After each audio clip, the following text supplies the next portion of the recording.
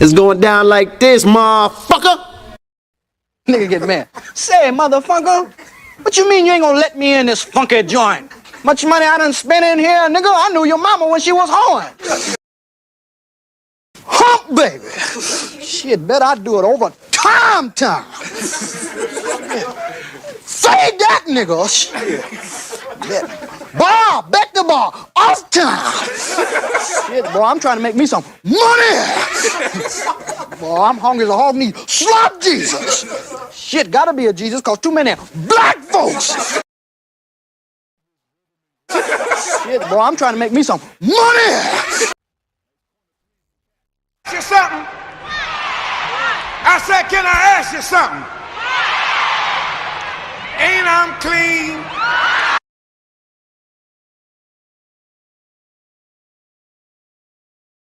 For what he has, he says that the only way that we can solve our problem is to unite. For what he has, he says that the only way that we can solve our problem is to unite. For what he has, he says that the only way that we can solve our problem is to unite. For what he has, he says that the only way that we can solve our problem is to unite together among ourselves, among our own kind, clean ourselves up, rid ourselves of the evils that we've become addicted to here in this society, and try and... Yes, he destroy black boys. If you destroy him as a boy, he'll never become a man. Yes, he destroy black boys. If you destroy him as a boy, he'll never become a man. Yes, he destroy black boys. If you destroy him as a boy, he'll never become a man. This ain't loud enough. This ain't loud enough. This ain't loud enough. I'm still trying. This ain't loud enough. I'm still trying. I just left a light.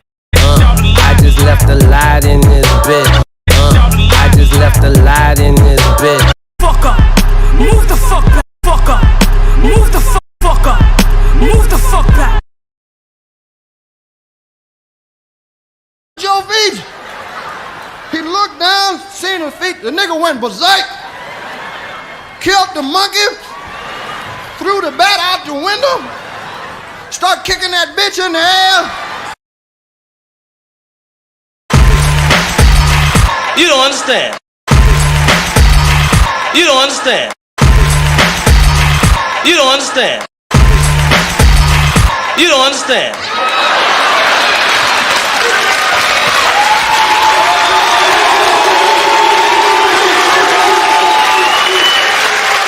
I ain't scared of you motherfuckers. It's cool enough just being cool, like I am, chilling. Group of you together, you never can tell who's who. Group of you together, you never can tell who's who. I've seen a lot of black guys, Nipsey, but you're overdoing it. I mean, TikTok. I mean, TikTok. I mean, TikTok. I mean, TikTok. You're a philosopher? Yes. You're a philosopher? Yes. You're a philosopher? Yes. You're a philosopher? Yes. I think very deeply. I think very deeply. Flag cause he wiped up. Flag cause he wiped up. Flag cause he wiped up. Flag cause he wiped up Future's motherfucking ex-hoe. Damn white boys out there. Most of them is psychopaths and all that. They'll kill your mama's mama and you. Decent white folk that still don't know they're racist. What the hell you want here, hunky?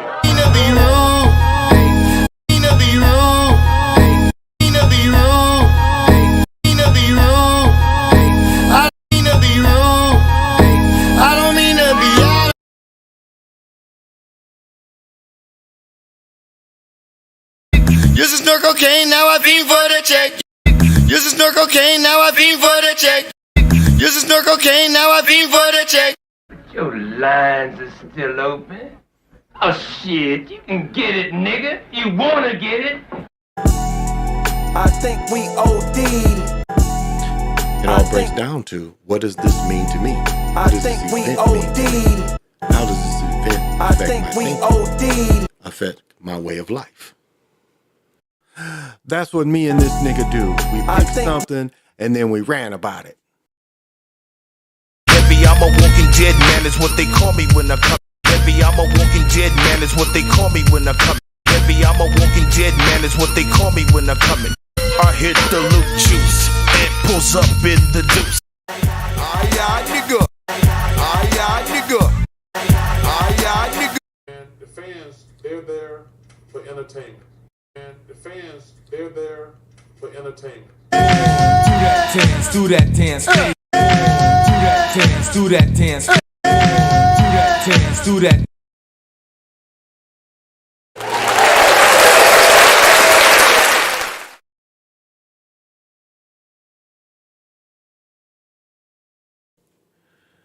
To the east, to the north,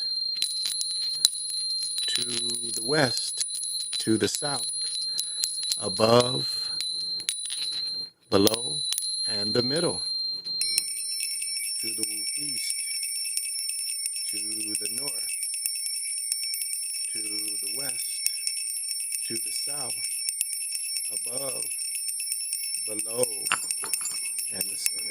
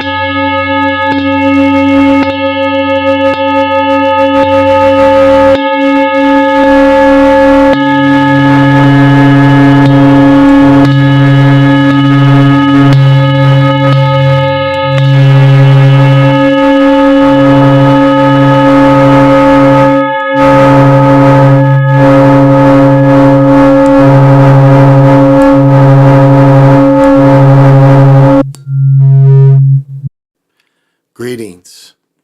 This is Big Pontiac, and welcome to the Chocolate Mountain Show. I am the holder of the infinite sacred ball game that was created by the Hero Twins, and I am that one and only galactic daddy-o welcoming each and every one of you to my galactic patio that reaches from Minnesota to the universe. Well, that's my motherfucking cue to come on in and see what the people is, because I'm for the people, with the people, and about the people. I love the people, and that's the people. And tonight, still chewing on a blondie, acid blondie, but I'm just drinking water. You know, worked out all day, so no beer tonight. I'm gonna just drink water. So pop them if you got them. However, party people, we bringing the Big Daddy out tonight, and we are smoking. You see that ice in that motherfucker? Ice and water. It's got a hand grip. So smoke them if you want them.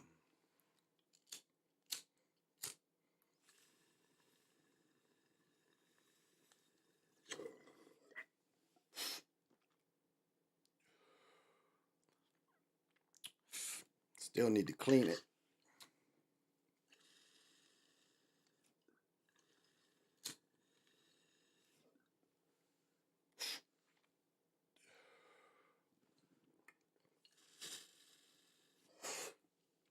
Oh, there you go.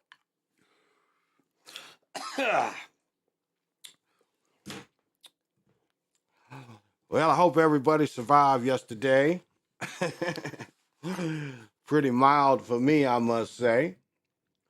Pretty mild day for me.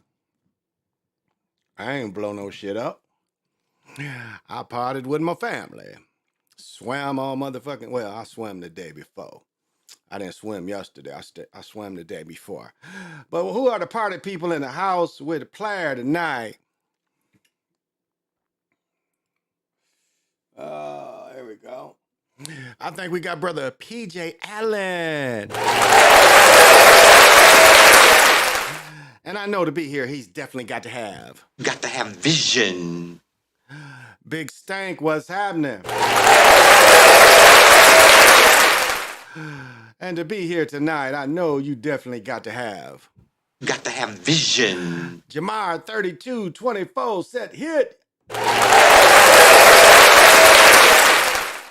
And to be here with me, I know you definitely got to have vision. B Brown. And I know you got to have vision. And let me see, B Brown, I want to send you something. So here's my email, EAGLERTHGBOMB. Where'd it go? I didn't mean to do that. Whoops. Definitely didn't mean to. Where did my... Ah, there we go. Why is it there? Well, it don't matter where it is, as long as I can see the shit. But, where am I typing? No, I'm not typing anywhere. Right here. EAGLERTHGBOMB.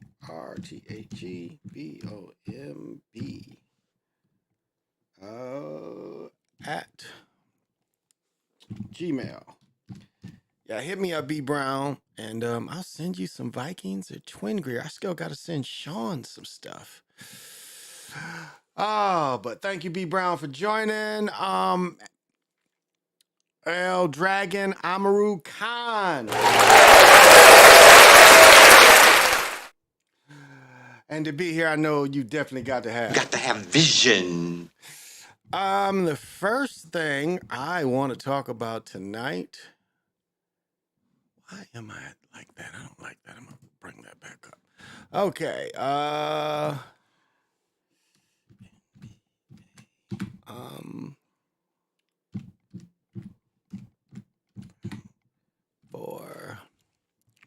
Let's see. Right here. Okay. Yeah, I don't know if y'all heard about this. You know, the sports fans have heard about this. No, thanks. I don't need that. But I think this is worth starting off tonight in. All right. NBA's first in-season tournament, Final Four, to be held December 7th through the 9th in Las Vegas. The NBA doesn't have a team in Vegas, but 4 squads will play in there during the upcoming campaign as part of a new in-season tournament. Wojciechowski, who didn't get fired, reported Wednesday that the in-season tournament Final Four will take place December 7th and 9th in Vegas. Statistics accumulated during each and every game of the tournament will count toward the regular season except for the championship game. So they're telling the championship game, if they're not counting the stats, then that has to be looked at as an exhibition. The NBA also announced Wednesday that it will broadcast a special episode on Saturday that provides specific details about the inaugural in-season tournament, such as a full list of dates, the group drawings, and locations of the trophy unveiling. Commissioner, super Jewish faith person, has publicity addressed adding a tournament for years and would become a reality this coming season. He said the tournament will look different. The players will be wearing different uniforms, he added. Maybe the court will look different. You know, why would they need different uniforms? That makes no sense. That makes you see that it's more of a fake. Silver's also playing. The tournament will feature an addition to create new games during the regular season. What is this? He also explained that the tournament will feature an additional round, knockout round, and pool play ahead of the Final Four, an effort to create new games of consequence during the regular season. Reported that the topic in April noted that every game except the championship game, one will count towards the regular season standings. The two teams will play in the title contest will play one more than the 82 games in other teams across the campaign. Each player on the victors of the in-season tournament will get $500,000. Frankly, it won't. That's not a massive amount, no. The people are getting that every week. Some of the guys are getting that a week. So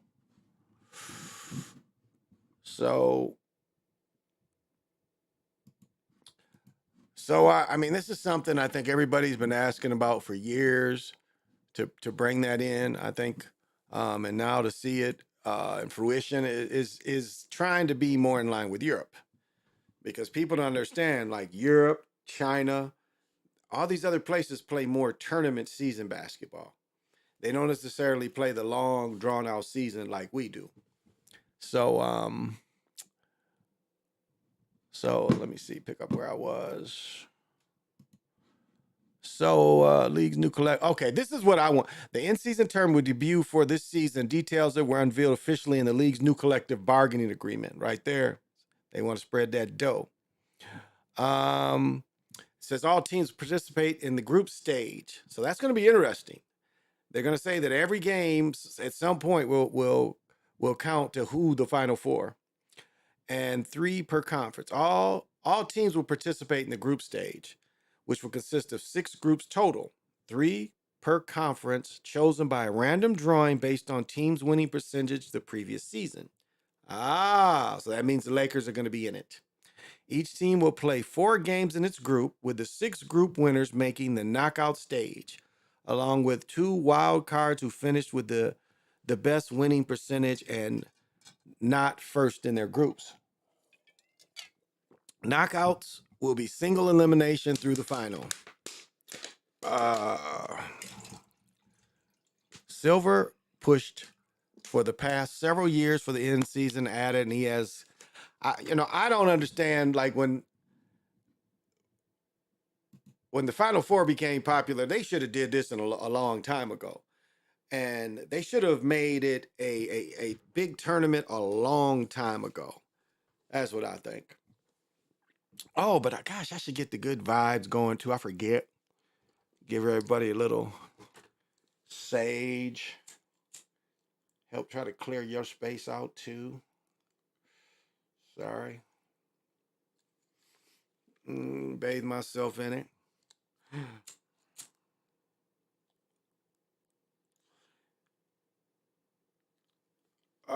So I don't know. I mean, what do you guys think of that? I think the league has needed it for a long time.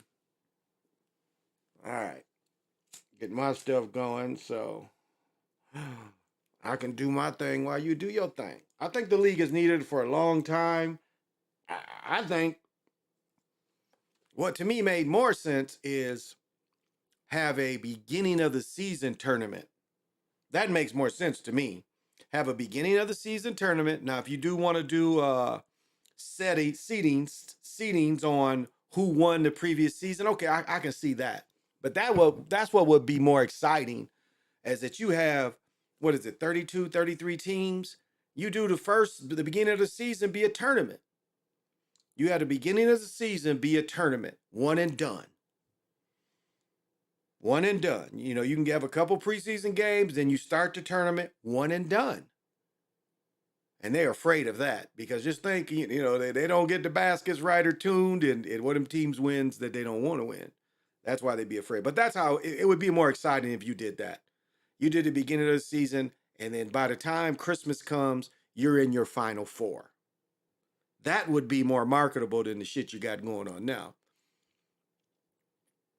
Now, I know a lot of, I mean, maybe we had to have, you know, small little conference runs, the best of 3, maybe something like that, just because the problem with one and done is there's going to be a lot of empty stadiums while this tournament's being played.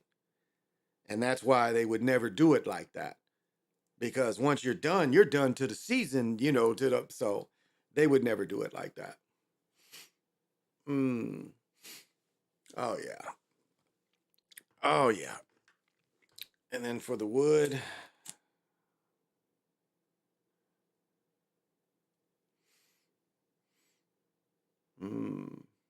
wow. So I don't know. We'll see. We'll see how it turns out. We'll see how it turns out. But they want to put another team. They want to put another team. Definitely they want another team in Vegas. They're going to put a basketball team in Vegas. But I think they're quite afraid of that. So I don't know what you guys think of that or not.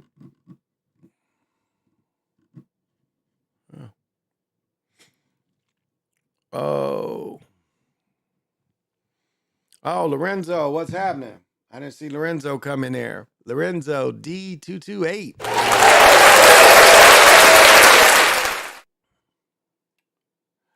Got to have vision. And I know you guys, I agree. You had the best talking about a turn. Yeah, you have been talking about, yeah, exactly. How does this fix the on-court product? The court product sucks. Exactly. They're trying to get people to gain interest in this game by changing it up to what the Europeans do. It's 30 teams. College basketball has the Hawaiian Invitational. I think the NIT too. Yes, but as I mentioned, it would have to be a tournament of 2-3 weeks because the NBA doesn't want all those stadiums during the season that's going to have a stadium every few nights empty. So we're talking about roughly 15 games. So, but that to me would be the most exciting, one and done, and then you know, they do like they do. It take about a month, one and done. But again, you're gonna have empty stadiums, and they would rather not have that. They want to have full stadiums of sucky products. I agree. But the NIT, yeah, the NIT takes about 30 teams, but the Hawaiian Invitational only takes 4 teams, I think. I think they only take 4 teams. So 4 or 6 at the most, but I only think in Hawaii they take 4, no more than 8. I'm pretty sure 4. So they don't, so they're small tournaments. You know, those are quick small tournaments. And that's kind of what this is going to be geared to is they're going to say all these games in the beginning count somewhat, you know, instead of just saying one and done and then play. And to me, that would, you know, make it worth more if these stadiums is going to be sitting, because if you win, your stadium going to make more money. But again, we can't trust scripted sports to follow through. So I don't know. It could be done in 2-3 weeks. It really could. So with 30 teams, yeah, it'd be like 15 games. You split them games, and I guess you could go with last year's kind of winner and stuff. So, but we'll see. We'll see. The other thing I want to talk about, I don't know if y'all heard this. No, it's not that. That sucks.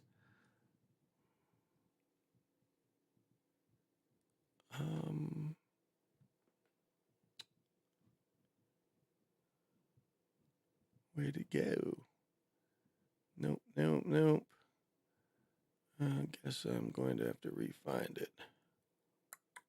Huh, okay. I'll just re-find it. That's all. But, and I hope everybody was safe last night. I think I was still hearing booms up to 2:30 in the morning last night. I was still hearing it. So I hope everybody was safe.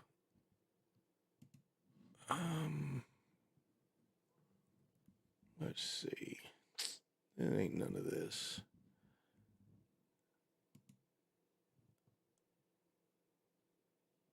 Yeah, maybe I can just start here.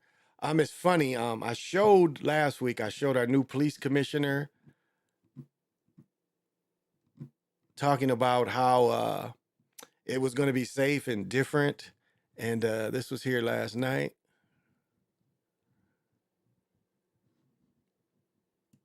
This was here last night. It just, I guess they were, my son said they were shooting at cars. Whoa, what is this? Let's see this one instead. We can talk about that. But what was this one? All right. What is this? Oh, let them tell us. Let them tell us what it is. A round went through the vehicle. When they were inside the vehicle, a round went through the vehicle, hit the grandfather in the finger and the young man in the head. He was transported to St. Joe's Hospital, where he was pronounced deceased. Some witnesses who were out there advised law enforcement officers that there were two groups out there. They were in an argument over jet skis. One group was mad because the second group was riding their jet skis too close to the shore where the kids were playing in the water. And during that argument, the group got agitated, came out the water, and there was a confrontation between both of the groups. All right, so we okay. This is yeah.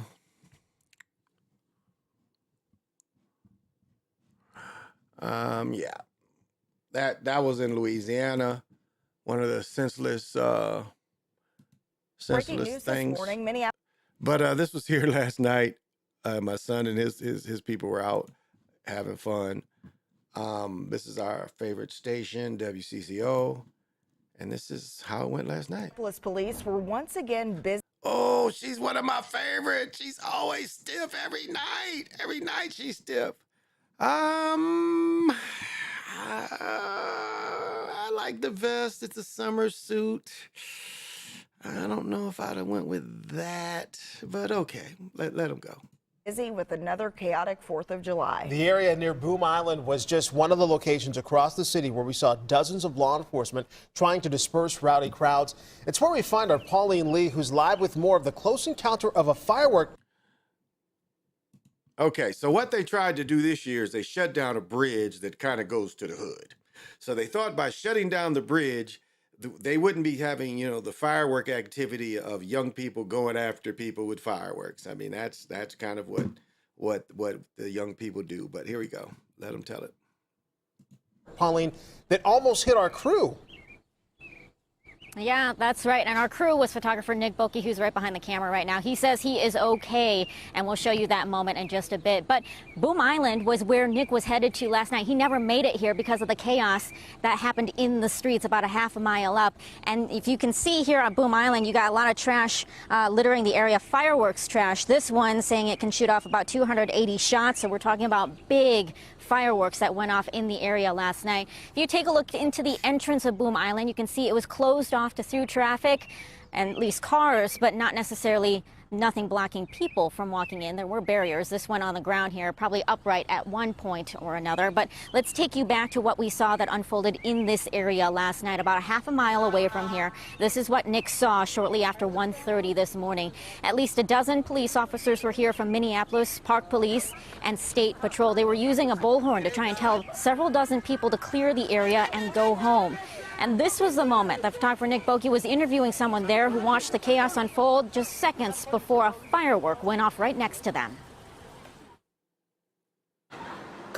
People fighting and stuff, cops, all that. They was throwing fireworks at cops and everything. It was crazy. Me personally, I haven't done it. I'm a good. Watch out behind you. Blow up.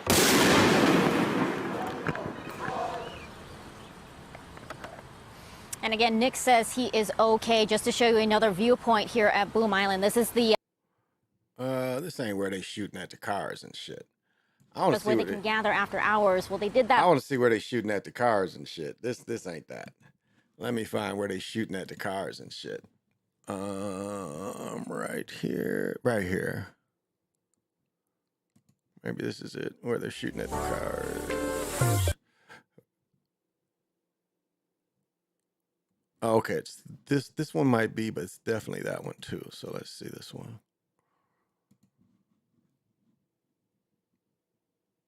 to clean up after it.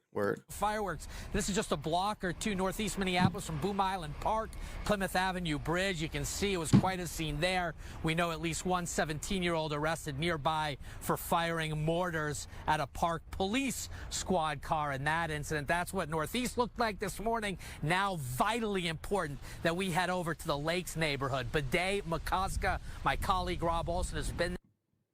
I want to see the fire. Okay, here we go. It's just caused mayhem.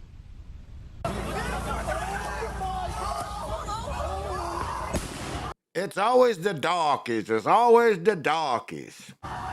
In this video taken by her neighbor, you can see Erin Gormley, who's the caretaker for her condominium, quite literally under fire. And they were shooting explosives at me because I was protecting the property. Out with a garden hose to spray down shrubs and trees, sometimes spraying those who were lighting the fireworks, begging them to go home and getting profanity-laced threats in return. They had no regard for anything. They were putting fireworks, like explosive ones, under cars. It was a group of at least 100, maybe more, mostly young men, some young women, who terrorized James Avenue, 1 block east of Bidet-McCoska, for nearly 3 hours. And it appeared, she said, highly coordinated with similar incidents across Minneapolis. They said, oh, my brother went with a group over there. Oh, my cousin went with a group over there, like they had planned it. On Wednesday, there were scattered remnants of the arsenal of fireworks. Man, show me fireworks. I don't want to Even a state patrol helicopter overhead didn't seem to help. A more heavily armed response finally did end it. But even that, they say, wasn't quick. It was just a complete disrespect for everybody. Once the police came, there was no leaving. They just were hanging out. They weren't listening to the police whatsoever. It was pretty intense. I don't think it's any fireworks. All right, I want to hear. I saw something else that. All right. This one. Was it this one? This one. Recordings. And this is the police chief, I think. I think he talks some shit and they're shooting shit at everybody. Let's see. This overnight with fireworks being shot at people, police, and drivers. A video showing a brazen disregard for others as some young people recklessly shoot off fireworks. Take a look. Let's take a look. There we go. That's the one I've been looking for. Look, they tearing them motherfuckers up with their fucking Roman candles. Look at that shit. They shoot at a cop car. That's a cop car they hit with that shit. Look at that shit. The incidents were isolated to a few parks across the city, but with about 50 to 100 people involved. But for those who live nearby, it was more than just loud booms keeping them up at night. We do have team coverage for you. Rob Olson talked to some neighbors up all night, sometimes even extended. I don't hear about that shit.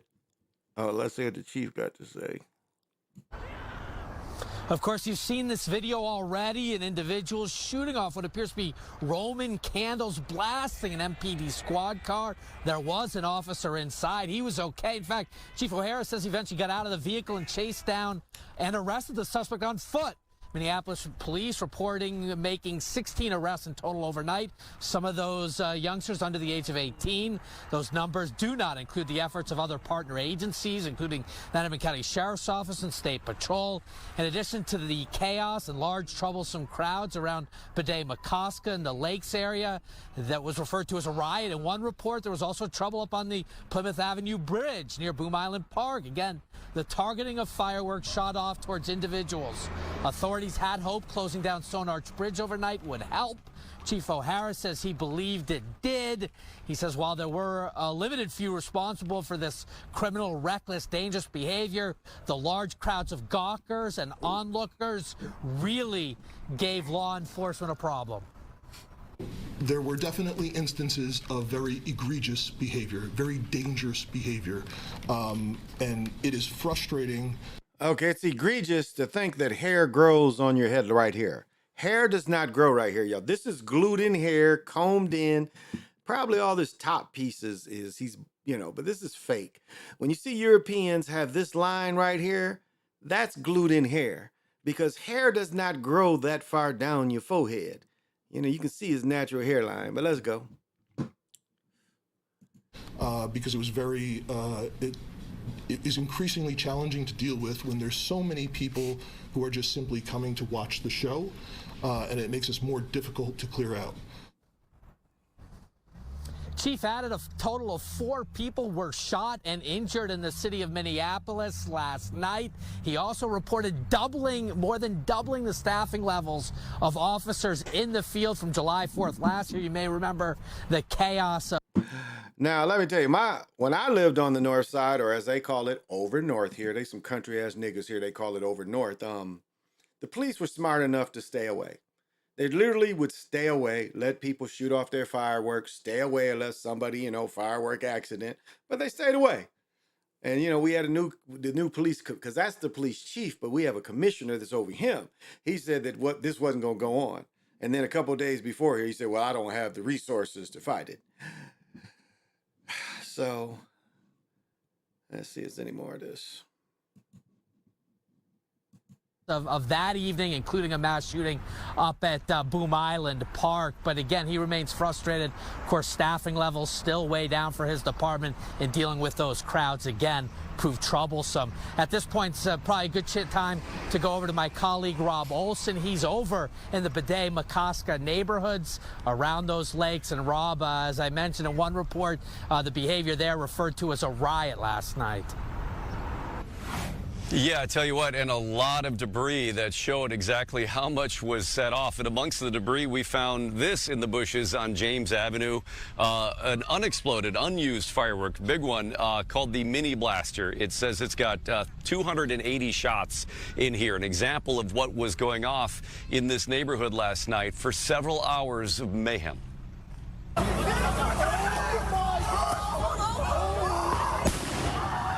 Shooting at trees, shooting at cars, shooting at me directly. They were shooting at anything. It didn't matter. Erin Gormley's well aware the danger she was in front of her James Avenue condo building with a garden hose, protecting the... Okay, we heard Jane's story already. So I'm sure where you live is something similar happened last night. God damn. Oh wow, I didn't hear about this, but let's let them tell this. There's some shit here. I hadn't even heard about this shit. But let them tell it.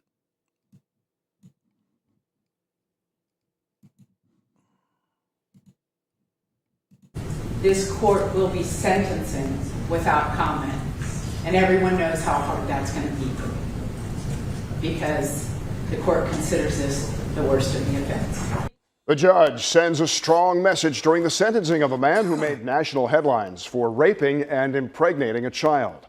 Gerson Fuentes changed his plea today and will now serve life in prison with the possibility of parole after 25 years. This case shocking the nation last year after the girl ended up traveling to Indiana to get an abortion following the Supreme Court's reversal of Roe versus Wade. Investigator Haley Nelson's been following the case from the start and was in the court today. She joins us now live from the courthouse with more on the sentencing. Haley?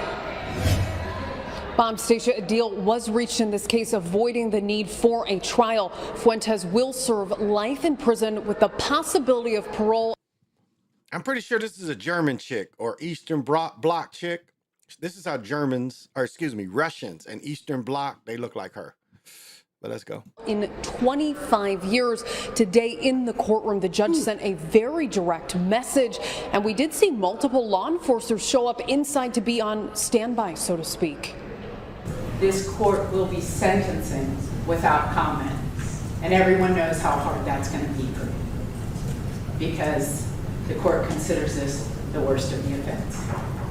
But the family has asked for me to sentence without comment. The family has agreed to this, and this is a hard pill for this court to swallow. Strong words from Judge Julie Lynch after Gerson Fuentes changed his plea to guilty Wednesday on rape charges, a deal being reached in the case that garnered national attention and sparked outrage. If that family hadn't begged me to take this joint recommendation, this would never be happening.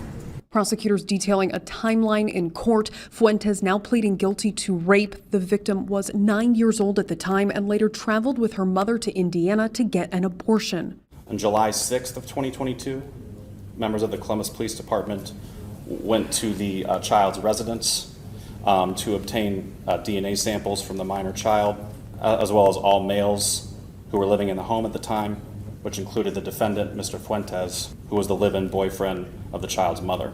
Prosecutors said Fuentes' DNA was a match. Judge Lynch asking Fuentes if he understood, Fuentes communicating through an interpreter, only saying yes. Do you understand you're waiving these rights when you enter this guilty plea?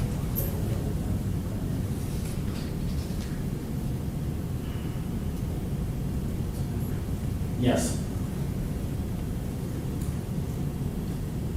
I'm willing to have it tried, folks, just so everybody knows. He will also have to check in for life as a Tier 3 sex offender. A total of life in prison with the possibility of parole, in 25 years. Well, remember, life is 20 years. I mean, they've kind of changed it, but natural life used to be just 20 years they gave you. But I hadn't heard of that story. That is just crazy. But Lorenzo, let me see what Lorenzo said. 30 teams, college basketball has that in Hawaiian. I think Hawaiian it's only 8 teams, I think. Yeah, it's 8 teams. I meant to call it the Maui Invitational. Yeah, that's right. Yep. Yeah, that was fake. The Gardens are not going to be happy. Saw an article earlier about this. It was disgusting to read. His puke ass should be locked up under jail for life. I agree. About this was disgusting. Yeah, it's that really the family should have killed him. That's an instance where they should just let the family kill the man. That's a hard one to understand, y'all. What is this? Oh, cotton. So it's just, there's a lot of you got to watch children, and that's what people forget, is that you have to watch children, and you have to really judge who your children are around. And so, oh, excuse me. I can't. Yes. Let me see if I can find this for you guys. I think I can still find it. Okay. See, gravity. Whoops. Nope. I don't want that. I want it here. Okay. Yeah.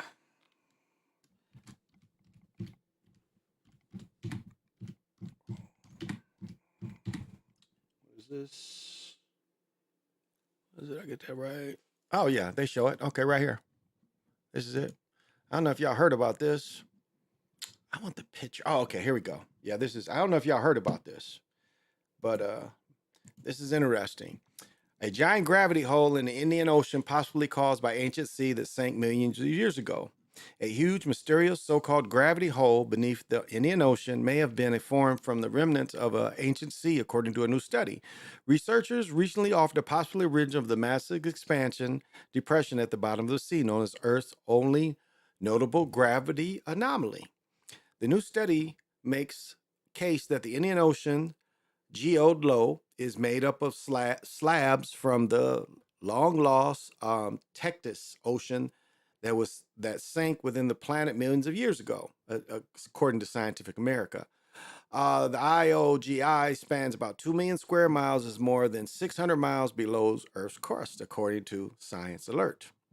According to the new study published, Geological Research Letters, it could have been caused with the slabs perturbed of the African large low vector province, which also is known as the African blob, leading to plumes beneath the Indian Ocean. These plumes, along with the mantle structure, the vicinity of the geode load, are responsible for the formation of this negative geode anomaly. So this is what they're telling you it looks like now. The Earth looks like it's either grown a boob. It looks like the Earth has grown a boob. See? Or this you can look at this as overweight people. The Earth is now overweight. But now they're telling you it's not even round. You see this? It's not round. So all you people out there talking about, trying to make flat plane into this is nowhere. Like, they're finally trying to tell you what it kind of really looks like, but it has a boob. So don't know if people was hip to that. The origin of the gravity hole might finally have been explained thanks to a new study of international globe. The Tetris was around tens of millions of years ago, separating the megacontinents of Gondwana and Laurizana. There have been different theories explaining the gravitational anomaly. So they've known this, but they're only showing it now as a possible way it could be. At these provision studies, look present-day anomaly. We're not concerned on how its geoload came into existence. The results were based more on the dozen computer models, of course. All of it is computer models. So they're trying to show these depressions here. This is a passive CBS array, land-based sonic resonance. This kind of tectonic plate boundaries. It's all this stuff. The deep depression in the Indian Ocean. Nagasantajan, Nagi, and Pandas told the outlet study, interesting, that that could better understand it, the anomaly. We talk about the positive gravity anomalies, such as the super plumes over Africa and the Pacific, but the geo low in the Indian Ocean is one of the most profound gravitational anomalies on our planet. The gravitational hole, they took current shape about 20 million years in the last million too. So don't know, now they're saying that it is not round, that it has a boob. And what is it saying? The African plume? Is that what it was? African plume. I think that is what it said. Talking about anomalies. See if we can find. Well, let's see what the African plume would bring up. I've never heard of that either.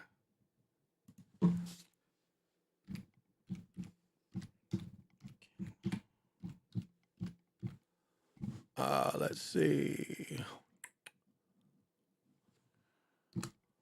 What does that bring up? No, that ain't the same shit. No, that ain't it. What did they call this shit? Blah, blah, blah, blah, blah, blah. Quite a new African blob. Okay.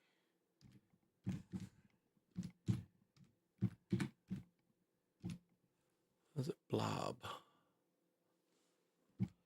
Let's see what that brings up. African blob. Oh, it's this, maybe. Okay.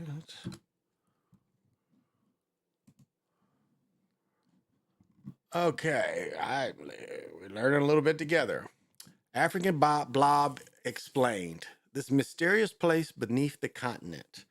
The world be full of so much blah, blah, blah. For years, two enormous land massive have been sitting just beneath the Earth's surface. Meanwhile, one blob beneath African seems to emerge from underneath the ground, slowly starting to make its way to the surface. Scientists discovered deep beneath the opposite side of the Earth's surface sits two enormous blob-like structures spanning thousands of miles. Observed through seismic observations, they bouncing shit off the bottom of the ocean. To understand this bizarre natural phenomenon, researchers from Earth have studied these blobs. They are now where they sit in Earth's mantles. What is it? The two giant structures between 400 and 16,000 miles below the surface in the lowermost mantle is the African blob. It is known as a large, low shear velocity province. One blob was discovered beneath the Pacific Ocean, while the other is under Africa. According to scientists, they tend to be influence processes as well as the mantle. After extensive research, researchers Ming-Ming Li and Oquan Yan try to determine what they really are. These anomalies are generally considered to be intrinsically dense thermochemical piles. However, it remains unclear whether their height difference entails. It was later found that the maximum height of a thermochemical pile is more controlled by its density and the surrounding mantle viscosity and less by its own viscosity and volume.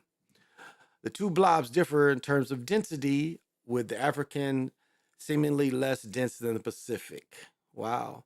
The continent has experienced super volcano eruptions over the years, a little more in Africa than the Pacific. While the African blob is currently using LI, said it would take about 500 million years for it to reach the surface. So, and this is kind of, they're still sticking to this mantle thing. They ain't say shit about the water in the middle or the crystal in the middle of the earth, but yeah, some shit I didn't know either, y'all. I didn't know that shit either. Let's bring. Oh, so I didn't know about that either. Oh my goodness! Like every day, and it's every day. It's so many different things we can talk about. Every day, yeah, it's amazing. It's amazing these stories and what people are capable of doing. It is amazing. This is the one I wanted to show. Yes, definitely wanted to show this.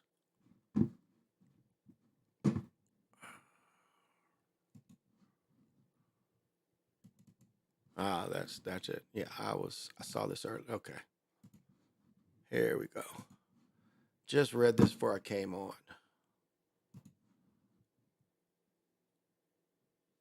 News, the search for the little girl kidnapped from Lansing appears to have reached a tragic end. During their search, police officers found a body on Detroit's east side believed to be 2-year-old Winter Smith. She's the little girl who has been the subject of the Amber Alert. Fox News' Dave Kinchin is there now. And Dave, this is not the news anyone wanted to hear. Yeah, absolutely. Absolutely devastating. We were hoping and praying that this was not the result, but tragically, that's what we're looking at right now. And we're here in You see, he has on a T-shirt. Good deal. the corner of Nodell and Irwin Streets, and the scene is actually a few blocks down on Irwin there, and there's a whole... So we got a major scene here, but we know that there's a press conference happening in Lansing while investigators, including the FBI, are working here. Let's send it back to you so we can get to officials in Lansing talking about the investigation there. Obviously, a lot of moving pieces right now. Let's take a look at what's happening in Lansing right now as they are about to brief the media on this case. Yeah, we'll take you there now. And all neighboring law enforcement jurisdictions have spent endless hours on this investigation and for helping find Winter. The community support and civilian volunteers who put their lives on hold to find Winter should also be recognized and known for their efforts that they helped us in their search to bring Winter home. Finally, I want to acknowledge the media, you all, who helped us keep the public informed with accurate information and share messages on how our communities across the state of Michigan could help. Moving forward, please continue to forward any new information, any digital evidence, any witnesses, witness statements, or any other pertinent information to the Lansing Police Department or the FBI tip line. Thank you.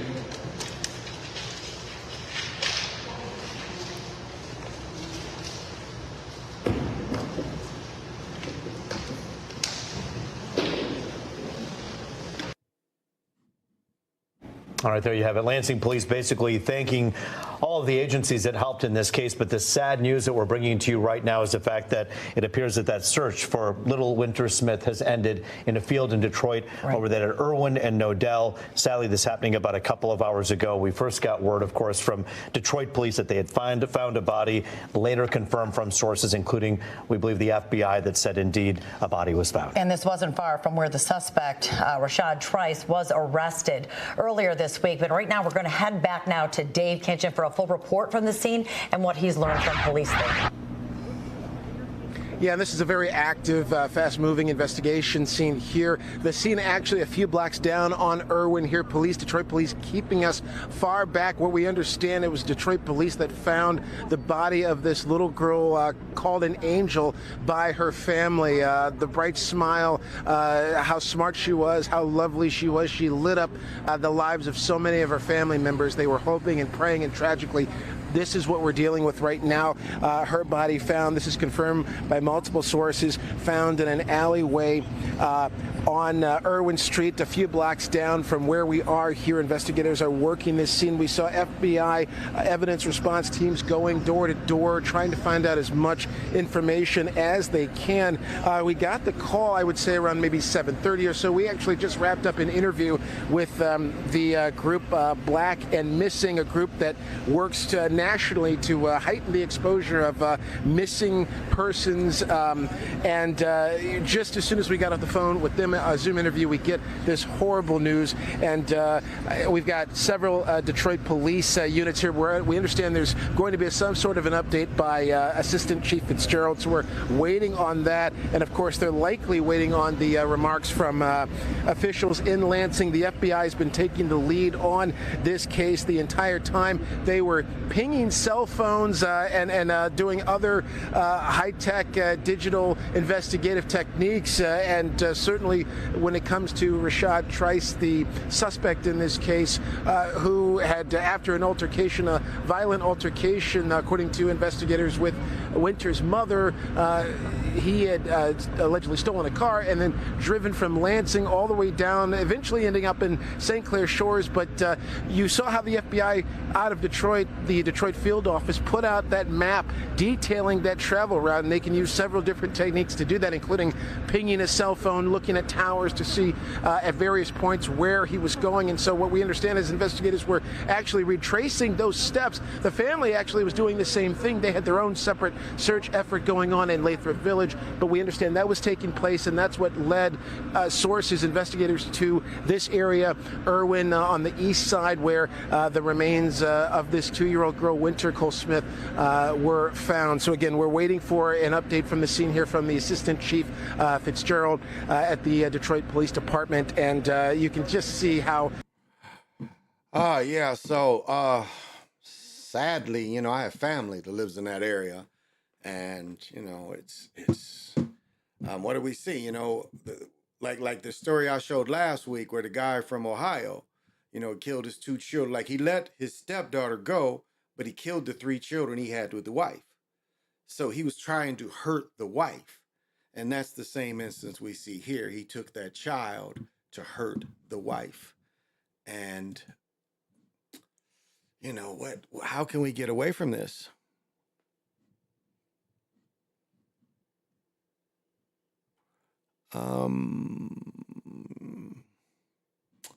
Yeah, how can we get away from this kind of thing?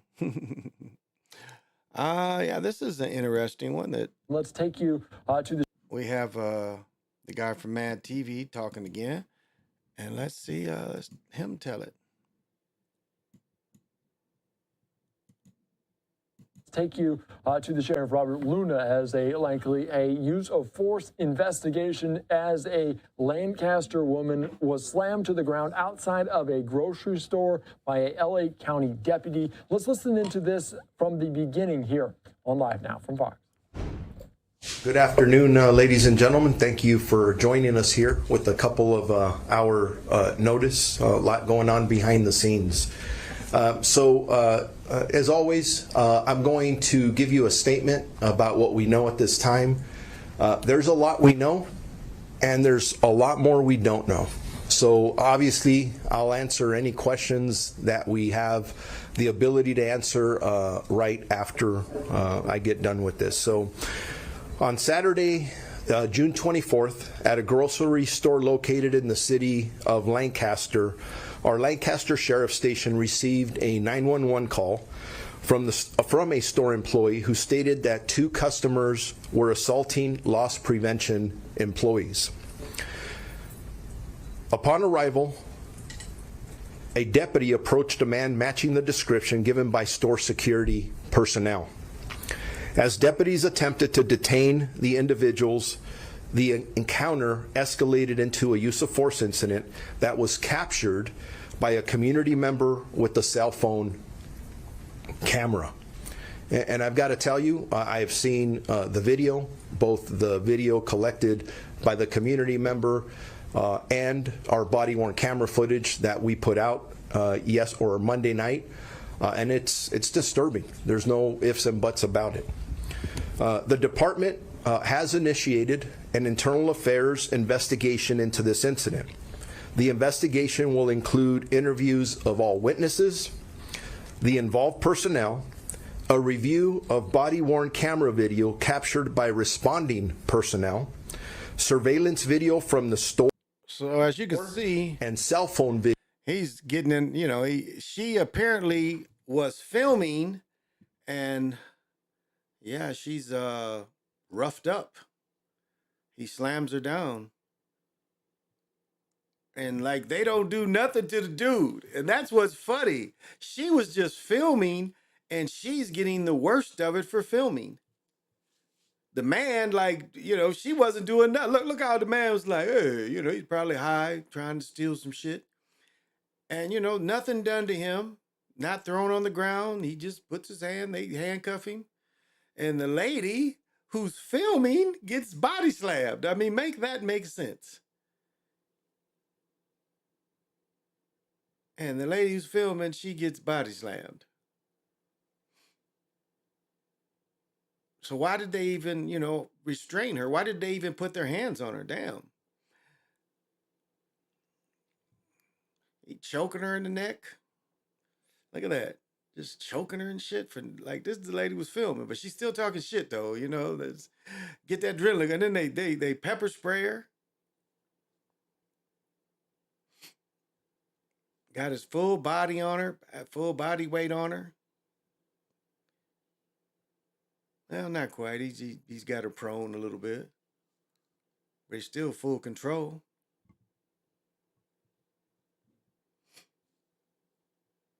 No. Now, I don't know if she's the other suspect or not, but despite that, they didn't have to do all this to her. They did not have to do all this to her. So...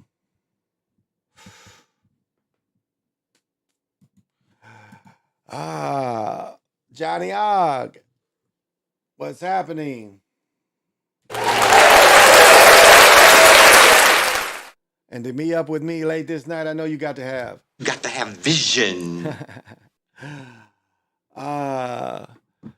So they are. And, you know, everybody's talking about the cocaine that, you know, I was in D.C. Yesterday, the day before, and I did go into the White House, and I happened to purchase a little, and maybe I lost it, so I'm trying to see if I can get it back.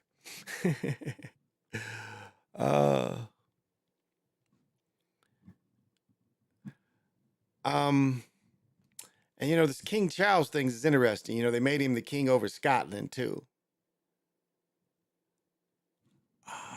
Is this the one? Oh, yeah, we talked about that. Oh, so.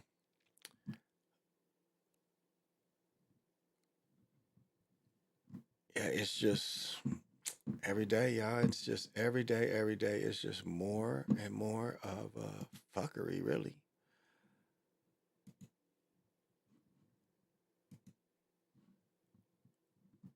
And that's really 18 arrested after fire damage boats on Lake Minnetonka. Yeah,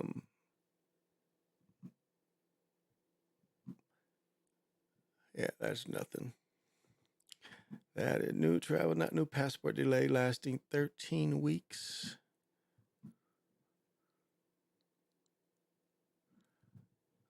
Yes. Okay, here's the one I was looking for.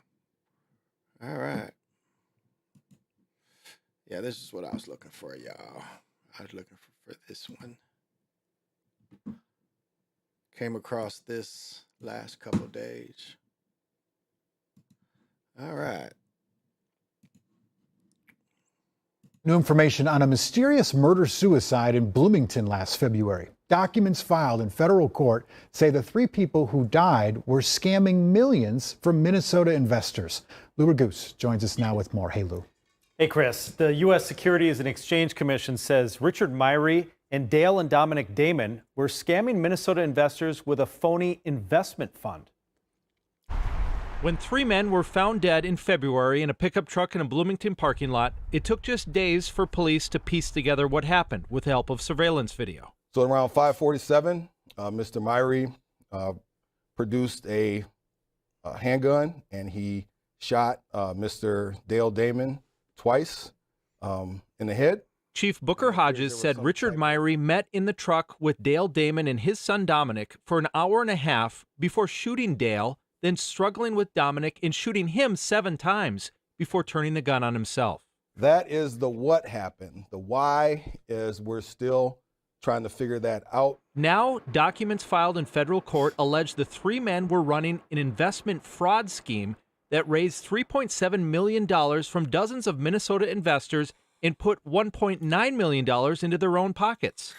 According to the U.S. Securities and Exchange Commission, Spartan Trading Company, run by Myrie and the Damons, was unregistered and signed up investors on the premise of pooled day trading. But the feds say Spartan Trading was a sham, and Myrie gave investors phony profit checks and phony accounting records that showed consistently positive monthly returns in order to keep the investors. According to police and the SEC, Myrie and the Damons met on that fateful day to discuss trading activity and organizational structure, and it turned into Myrie committing a murder-suicide. Regardless of the circumstances surrounding it, it's a tragedy.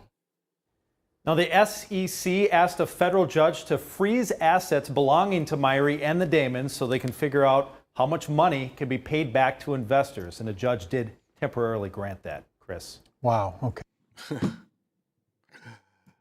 I mean, that's the shit there. To be, first of all, for people not to do their due diligence in investing, because that's to lose that much money. And you see, he said it was a fake check, but if they could cash the check, it ain't fake. So they were obviously giving people some type of dividends, because that's what the check would be. But you got to do your due diligence, and you just can't give your money to folks. And that's what people don't realize, is that you can't trust, when it comes to business, you've got to be really diligent. No, not this, the other one. You've got to be diligent and in your work.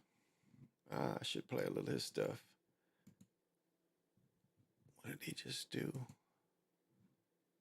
Let me see. What did I play before? I think I played a little bit of this one before.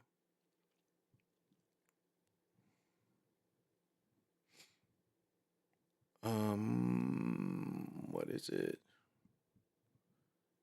Did I play this?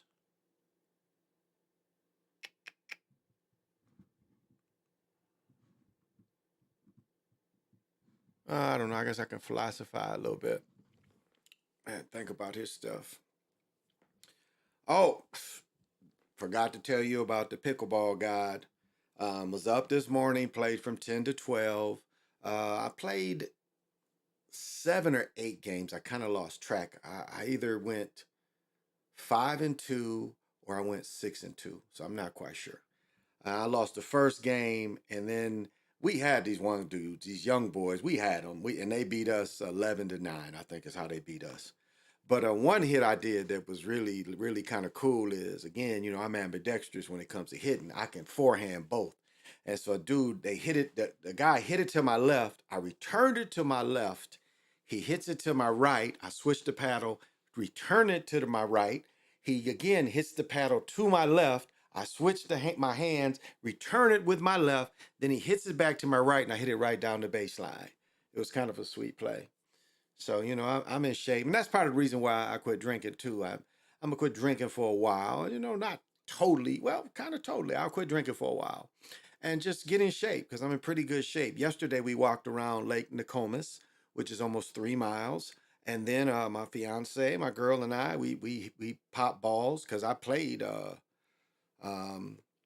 Friday, I guess. So, it was good to just, I played Sunday. I played Sunday with this dude.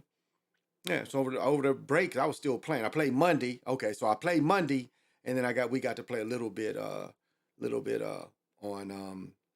Tuesday. We got to play a little bit on the 4th. We hit a few balls for about a half hour. So we walked almost 3 miles, and then we turned around and we hit balls for about a half hour. Now for me, that's very beneficial, just to be able to hit. Even like I said, when I start teaching, I'm going to be hitting balls too. So it keeps me in shape. So yeah, and it's cool. Like young people come and they kind of young people can dominate. So yeah, I had some fun today. I had some fun. So I'm in pretty good shape. I'm moving good. I love my Vapor NXTs. The Vapor Max Vapor NXTs are not a type of Max, but the shoes are performing really well. The braces are stopping me from getting, because I do the one brace that pinches you here, and then I cover that with a sleeve. That seems to be working out my arms, because before that, like I just doing this was real sore. So, I've got tennis elbow. This tendon tends to flare up. But with the brace and everything, and then I got the new paddle. That was my birthday gift. One of them was I got the new paddle. So it's, it's getting fun. It's really getting fun. Just being in shape, just being in shape, being with it out. It's on the reservation, so I technically go to the reservation every morning. When I get done here, I'm still, whatever time I quit doing here, I'm still gonna get up at 8, and I get out there by now. By the time I get done eating and everything, I get out there at 9:30 ish or so, and they normally play till about noon. So whatever your passion is. Oh, and I've got some film I've got to show of me playing on the 4th with my nephew. I got to figure out how to transfer it over, because and he's the one that's about to go to college to hoop. I was putting work in. We play, I don't know what y'all call it. Maybe PJ would know this game. I think you guys call it King of the Court, maybe, but we call it Eliminator. And it's like it's one-on-one, but if you win, you keep playing. So if you have like a group of people, whoever scores first wins. So if you have 5 guys, whoever scores first wins, one-on-one, and you got the other people waiting. So we did that. So I missed a bunch of layups. I backed him down and I had him. Again, this is after 3 beers, and I done swam. I done played pickleball in the morning. I've just swam for 2 hours. That's what I did on Monday. I played pickleball in the morning, and then my brother-in-law's pool, we swam for 2 hours, and the hoop is up, so we started playing. And then again, we're playing with slides on. And yeah, so finally I fell away from him, got a nice bank shot, hit him, eliminated him. And then I turned around, my son guarded me, did the same thing, shook him a little further, and then on the left side, shot another bank, just a little further from where the first one was, and put him out. And then my nephew was like, see, he got you out just like he got me out. So it was fun playing, talking shit to him. So what did y'all call that? Where's it at? But yeah, that's what we called it. We called it Eliminator. Yeah, we called it Eliminator. Or they said they called it Kings of the Court. Talking shit to him. They said they called it King of the Court, but I called it Eliminator. Yeah. Yeah, that's Eliminator, right? Yeah, exactly. Eliminator. That's what we called it. Eliminator. Yep, Eliminator. Where you play one-on-one against everybody, and long as you win, you keep the ball. So yeah, that's what we called it. We called it the Eliminator. So we played that, and again, I don't think my son had been drinking, but we all had been swimming, and we just messed around. But he got like my nephew is about 6'1.5", and my son is 6'7", 6'8". But he's not really a hooper, but he likes to play. But it was funny how a hooper will you can get, like, if you hoop, there's moves you can do.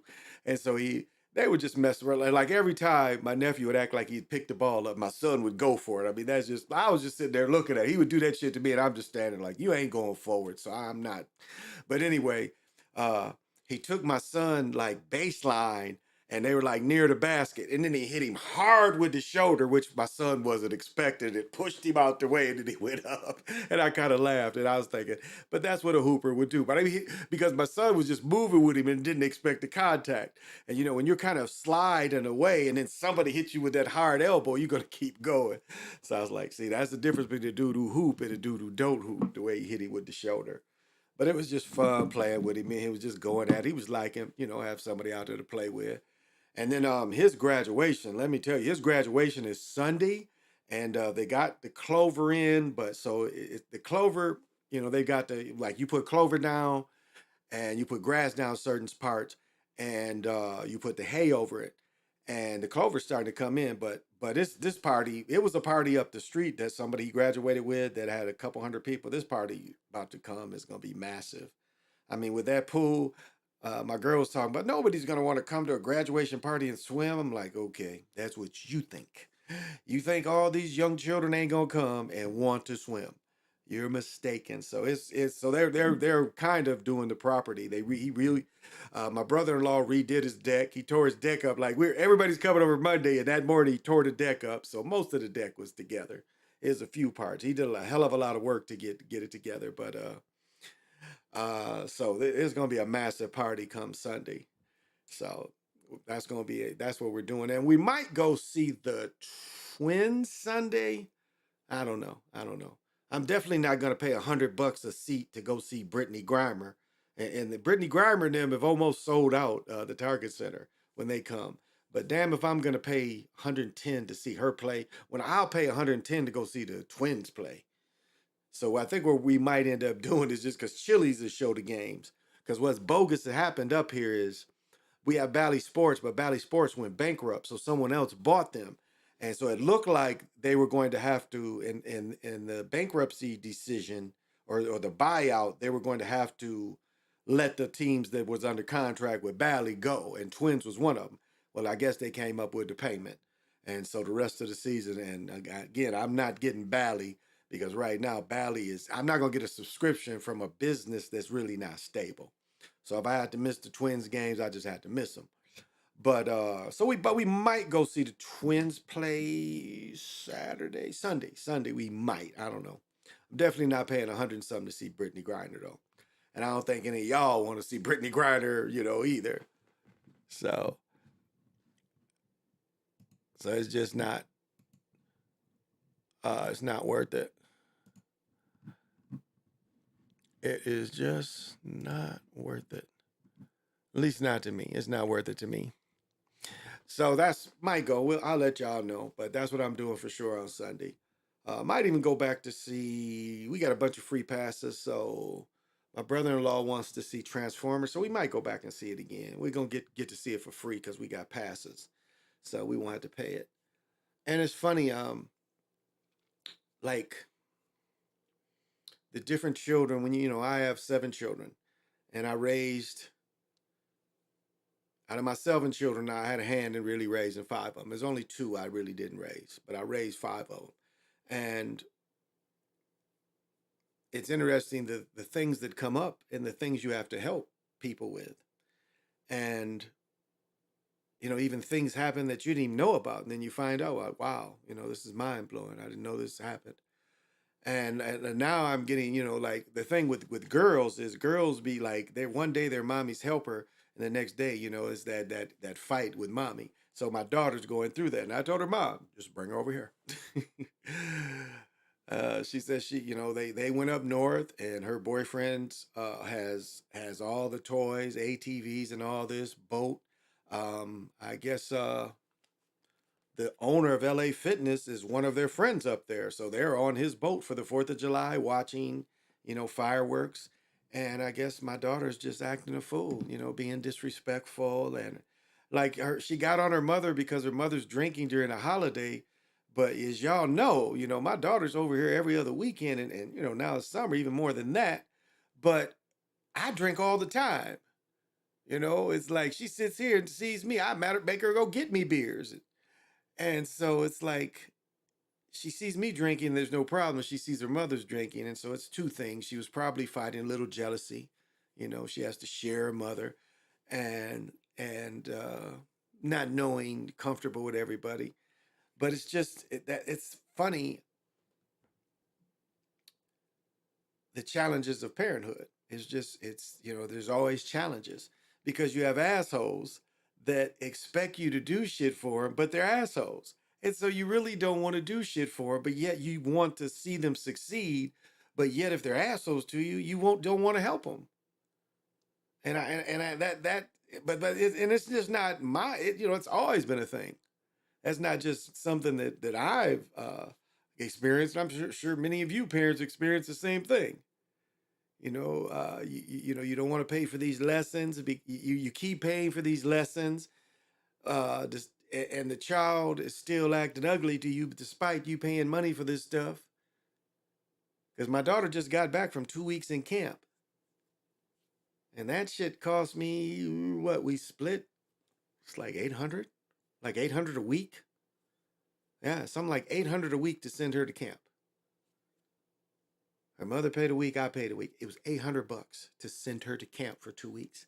It was, matter of fact, it was more than 800. It was like 825. Because I think it was 17 something altogether. And it was packed, so we couldn't even send her on the bus. Her mother had to take her down there. But here's a little ungrateful lady, little girl, that just had 2 weeks of $800 worth of our money, and then she's gonna act ugly. So y'all, you know how the children will be. But so if you have trouble, you can get the MIB TV pass for free. Okay. Oh, I didn't know that. I'm gonna have to check that out. And okay, yeah. That's good because I like watching the Twins. It really hurt me not watching the Wild, but I like watching the Twins. I like baseball, but I like the Twins more than the other teams. As a little boy, I liked the Yankees, but after I quit playing baseball, I really had no real allegiance in baseball, other than I always loved baseball hats. I mean, that's goes way back. Like jerseys, like my first football jerseys was Lynn Barney and Dick Butkus. I had a Lions number 20 because Lynn Barney wore it before Billy Sims and Barry Sanders. Lynn Barney wore it first, and then 51 for the Chicago Bears. I bought it from Sears. You used to get the whole outfit from Sears. Any NFL team, and you get the little helmet and the jersey. And this is something that you don't even see today. It's like if you don't play rocket football or anything, like my dad, and I've said this before, my dad some of my first gifts in life was a football helmet and a football. So, you already could see it was a push to go into football. And I just happened to have, my cousins hooped, and I just end up having the talent to hoop. Working class people, as I said before, my generation or where I grew up in my neighborhood, everybody had full uniforms. And this was really before Pee Wee football, kinda, especially in Kalamazoo. It was some leagues, but it wasn't leagues for everybody. But it was just, we would get literally 22 people that all had football equipment. When I was in third grade, I got full football equipment. I already had a helmet, but I remember that Christmas, my father bought me my first pair of shoulder pads, and he bought me the pants. And so in third grade, I had full equipment. And then later, I got a helmet, of course, but I can just remember, having battles. We'd play like children today don't even play baseball. And baseball, you just need 18 people who everybody got gloves. You don't really need a catcher, you can just have a pitcher throw, and the catcher stands in the backstop so he don't catch foul ball in the face. But you don't even hardly see children do that outside of playing Little League. When I was young, we used to always do that. Play football, or we'd play baseball. Like one day we would all have equipment and go play football. The next day we would go play baseball in the summer. And you just don't see that anymore. You don't see that. It's raising the girls. They get emotional fast. Oh yeah. And I watched it with my sister. My sister went from mommy's little helper to hating everybody. So it's nothing new. I'm used to it, but it's just her mother's not really used to it, and her mother,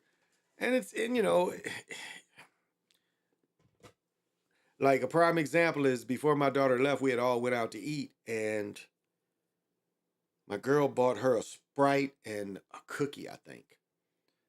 And she had bought a pretzel before that. And we had bought her some clothes and shit.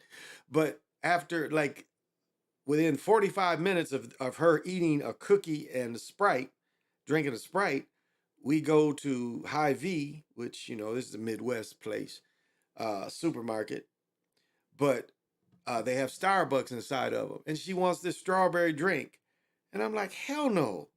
I'm like, you just ate a pretzel, you just ate that cookie, and we hadn't had dinner. It wasn't that long before we had dinner, and this little chick moped around the store behind us. I mean, she done had everything she wanted. We had went to the outlet. She had got some shit and had everything else, but because she couldn't have that one thing, the ungratefulness came back, and she moped behind us in the stores. And so it's like, okay, that's okay. That's okay. Like you'll be all right. Now I told her mother, okay, send her over here. Send her over here. She got a room right on the other wall of this room. And then we're gonna try to see if we can get this big boy and put it in the loft. I don't know. I don't really want to take it apart, and I don't really see how we can turn this big thing sideways and get through this door because it folds up. But it's no way. It's no way we'd have to take all this off. Yeah, it's no way that'd go through the door, folded up. No, we'd have to take it apart because they put it in. They put this together in here, so we'd have to take it apart to move it. She was thinking we could put this sucker sideways. Ain't no way. Even with the door off, that thing ain't gonna go through sideways. But it would create more space, but I don't mind it. It don't bother me in here in the studio. I should do like that DJ LaFay. He gets up there and he runs on the, he streams while he runs on the treadmill. So, Royal Bell, what's happening? And to be up this late with me, I know you got to have vision. And so, if you out there and parenting, it's nothing new. It's nothing new. So don't get riled by your children because what you're going through is normal. It is normal.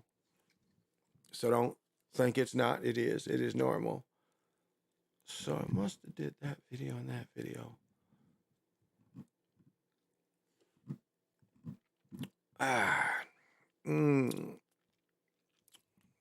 I like tobacco too much. The weather was really hot for the last few days. The 4th was the first day, last day of really hot weather. Today was mild in the 70s. It's been in the 90s up here. Last week was in the 90s. Hot every day. Like on the Monday, that's when my family, we celebrated the 4th. We ain't blow up no shit. We just had the family together. And it was 91. We was in the pool, it was 90-something degrees. So the pool felt really good. And after playing pickleball, you get all this inflammation build up, and then you get in a pool, it takes all the inflammation out. And I literally just grab an old-fashioned raft and just float on that motherfucker. Just really literally float on it in the deep and just hold and float. Because we have chairs and shit, but I don't know, it make my feet go to sleep and my feet start cramping because my feet are just the position on the damn chair. So just holding the raft with my legs loose, I like that. So, and it was warm enough to swim today. And we had a little bit of storms, but not really much. I think tornadoes west of us, but nothing really here.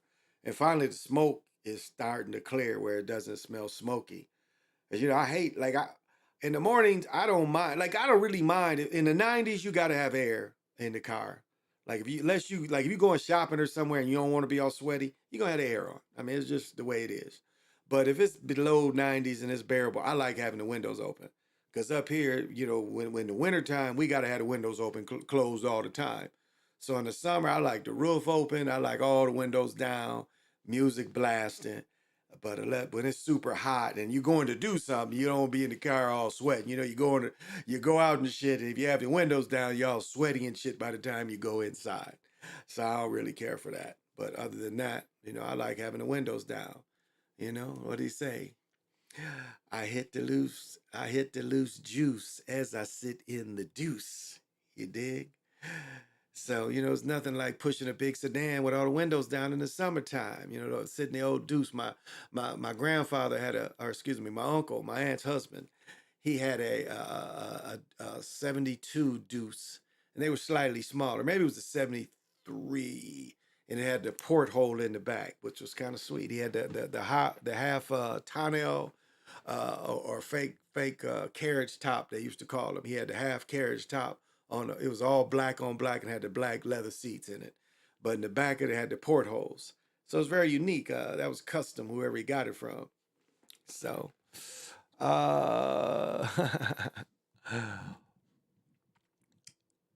Oh, could I get it to? No. Why? You got a bit. Yeah, in Texas too. You need the air and windows open for being over 93 for almost a whole month. Whoo, woo, woo. That's hot. That's real hot. I know my son said it was like 90 degrees in his crib because he's living in his mother's old crib.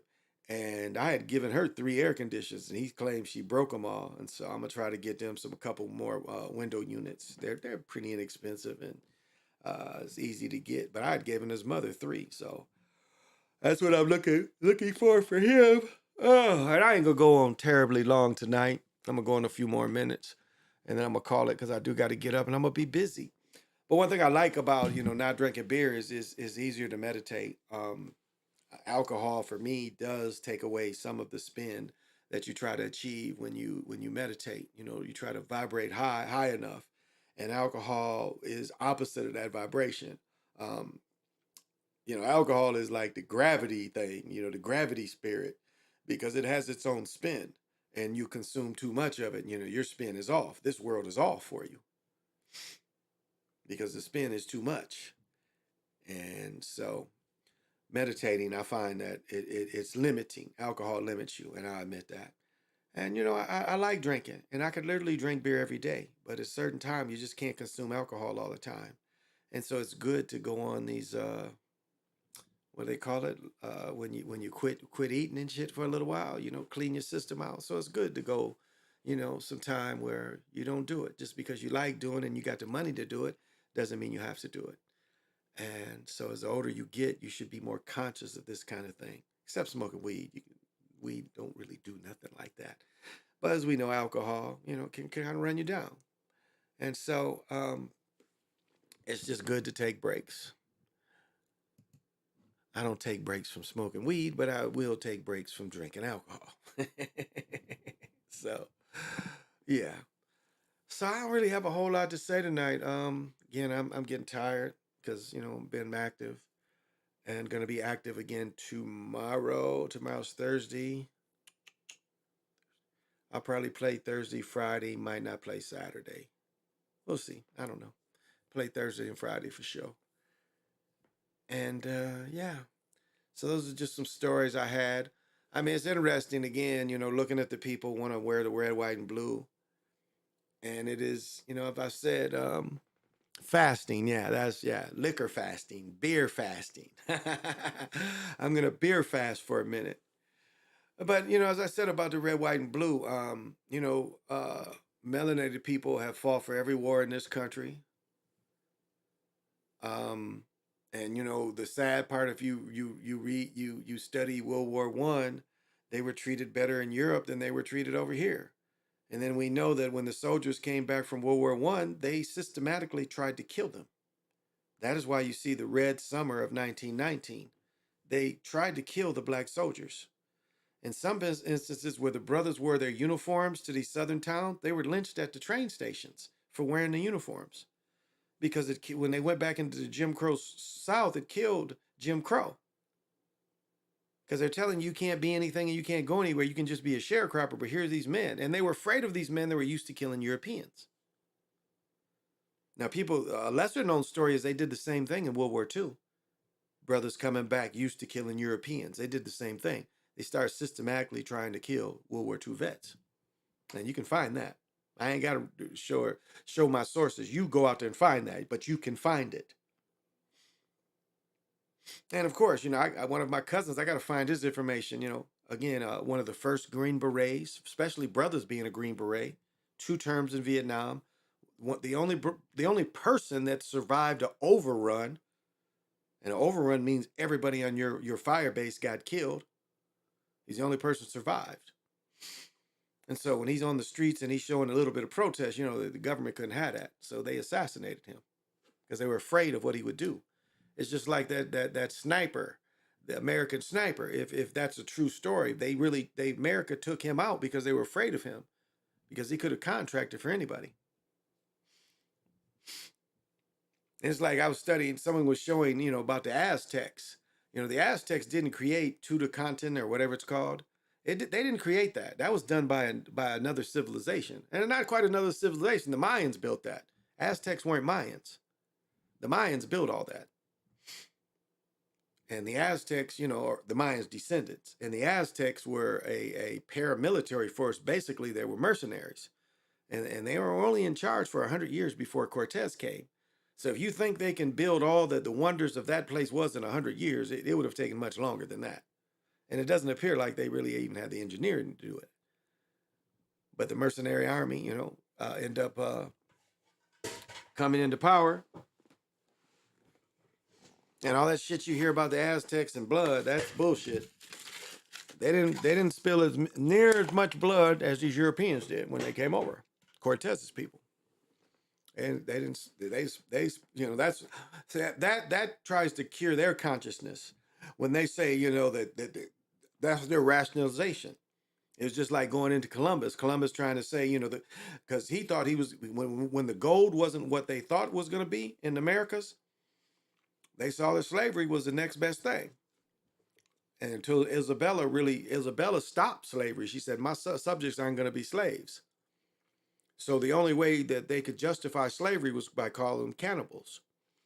When I've told the story before, you can see where Columbus's men and the meat market, I can play the video of Meredith Quinn, shows that, Europeans were eating indigenous Americans and did it for some centuries. Did it till modern time. Again, there's a video on Meredith Quinn. I can show that if anyone wants to see that again, or you can go on my channel, you can find that.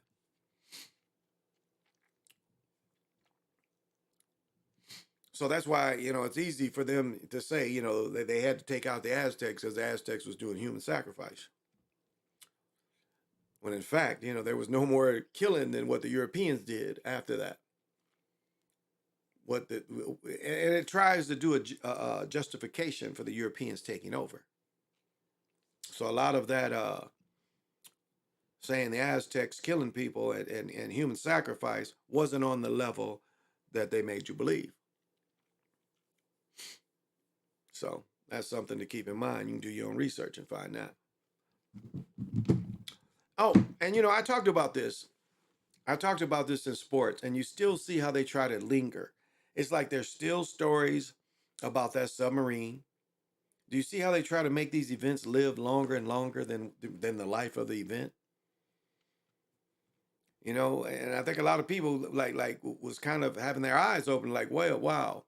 If it was a normal person out there, y'all wouldn't, again, if it was me in a little sub, if I had my little yellow submarine, they wouldn't give a damn.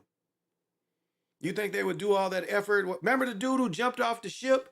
They searched for him for about 2-3 hours. Remember the European boy that jumped off he was on the ship because he was drunk and got a dare?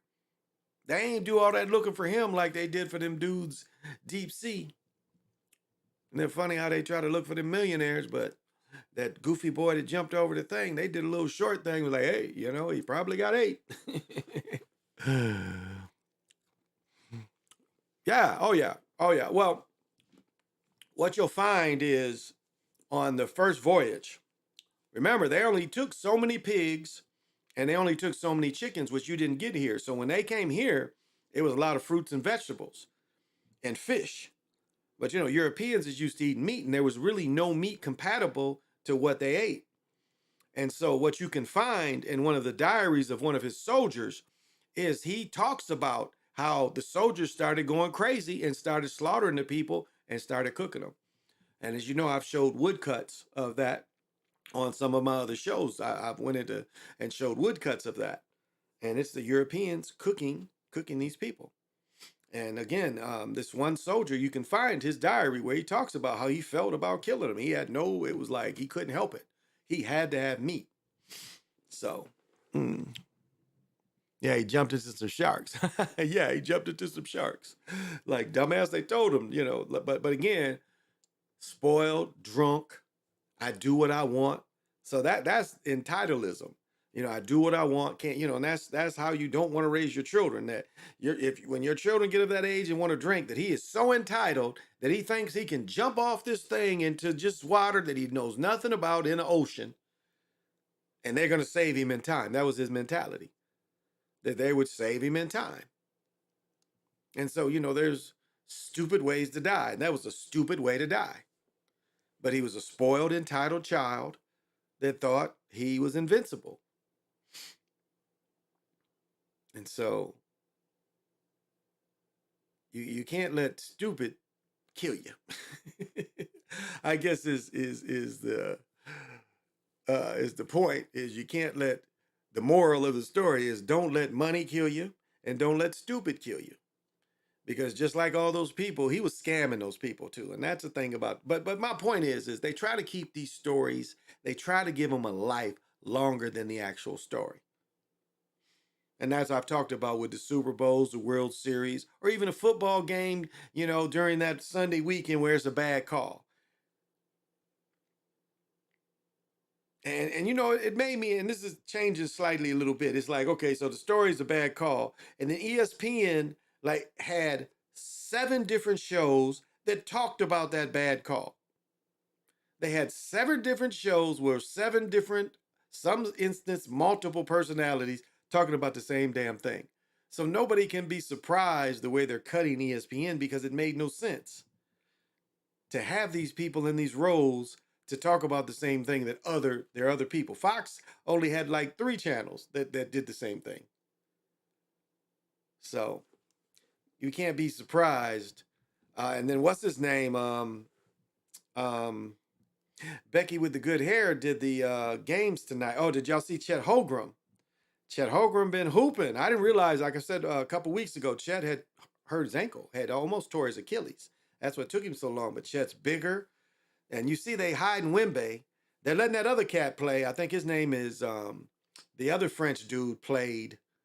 And then tonight, Keegan Murray, Keegan killed him. He had 30-something on him. He had 4 or 5 blocks. Keegan was killing him. New meaning to the White House. It's just ridiculous at this point. Hey, Jeffrey Lang, what's happening? And to be here tonight, I know you definitely got to have vision.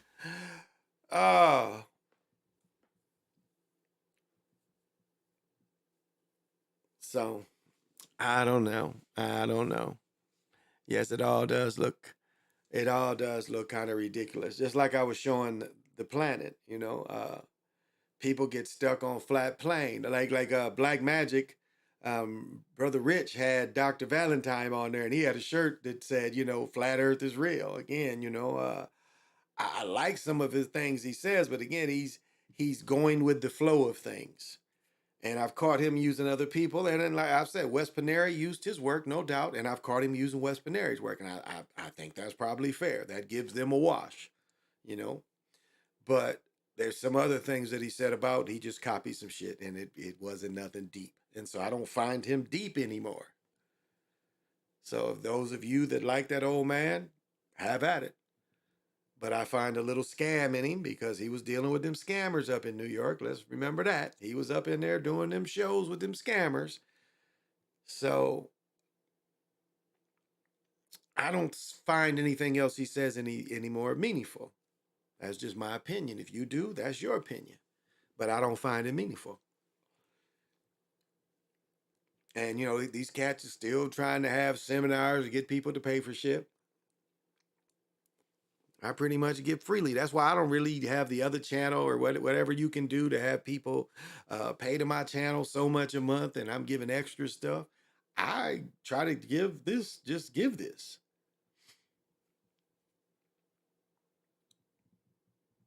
And whenever people watch it, that's the return I get. As I said, I don't need to beg for anything. The people that give stuff is nice, but I'm not on here asking. I mean, this don't look like I need much. Like my girl was saying, like, we really don't even need gifts when we get married. What gifts do we need to get married? We don't need anything. And I was like, well, we always need that bread. So she's like, well, how do you ask for that? I say, we have a honeymoon fund. Because Because we could always need bread. I don't need an air fryer. I got an air fryer. I got the multiple Ninja air fryer. So I don't need anything like that. So it's just people come. You don't even need to give gifts, really. I mean, they want to give some bread, and that's cool. You know, like I told her, I was like, dude, we gonna do like the Italian families. We gonna have a little silk pillowcase, silk pillowcase, and that's where they drop the bread in. You know, all the different gangs come and drop the bread in the pillowcase, like the Italians in The Godfather. And so I do this because this is kind of my therapy. This is a way to get some of this information where people might not know. And then, you know, see a brother that's positive, that ain't got prison stories, you know, gang stories. I don't have none of that. I've taken niggas to prison and I've hooped in prisons. We used to play tournaments. I've talked about that many times. So I don't have that to relate. I can't really relate to that.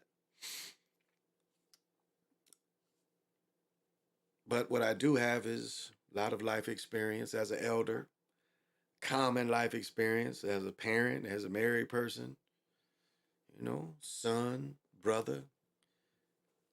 But as an elder, you know, there's some responsibilities to give back.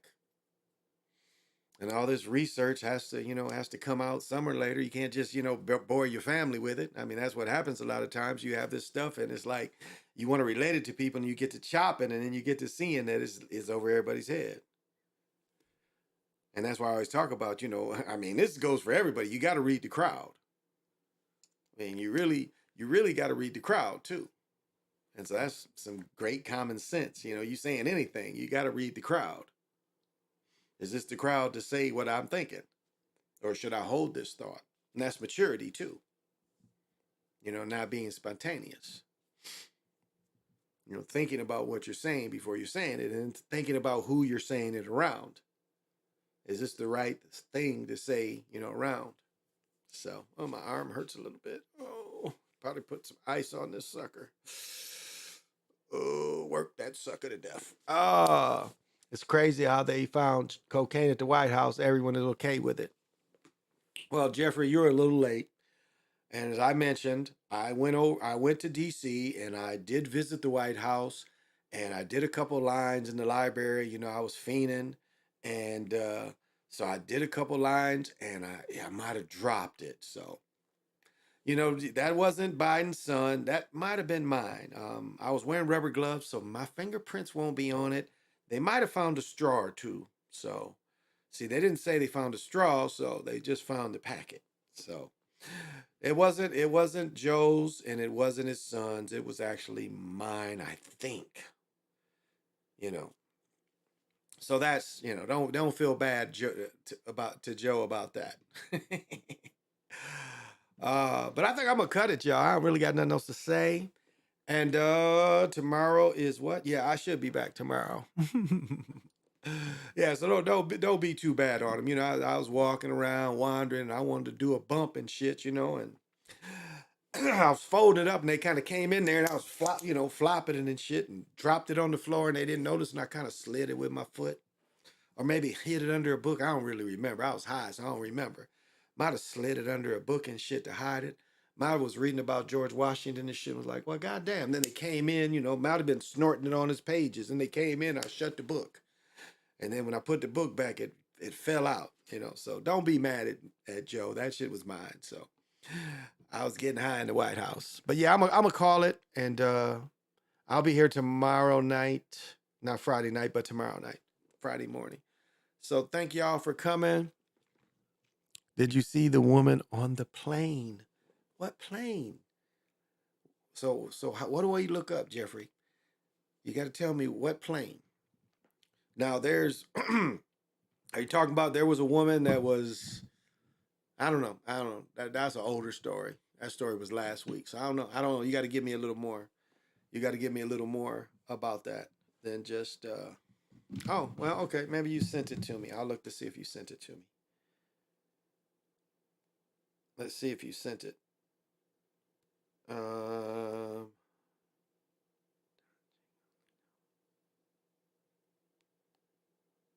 Let's see. No, that's How to Catch a Reptilian. No, but I don't think you sent me anything about the woman on the plane. I don't see it. You sent me after several turbulent days, flight disrupts ease. Nope, you didn't send me that. I sent it on your messenger. Woman on the plane. Oh, this is okay.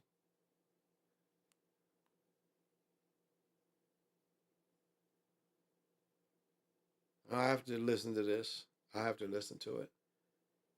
Alien abduction support groups. Alien abduction support group. Wow. Okay, I'll read it now. I might come up with tomorrow. You're talking about the woman who left the plane because she was sitting next to a person that she thinks is not real. Oh, okay. Because he sent me something about reptilians. But okay, okay. She got up because she didn't think the person was real. Well, that could have been a reality breakdown to her. Yeah. But if she thought it was a shapeshifter, again, a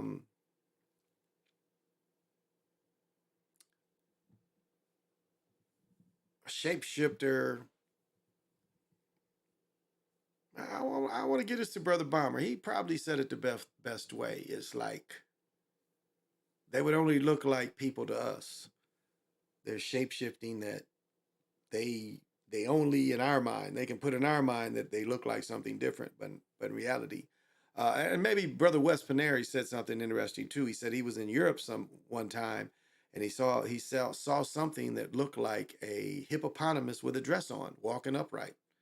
And he said no one else noticed. And he said the hippopotamus looked at him.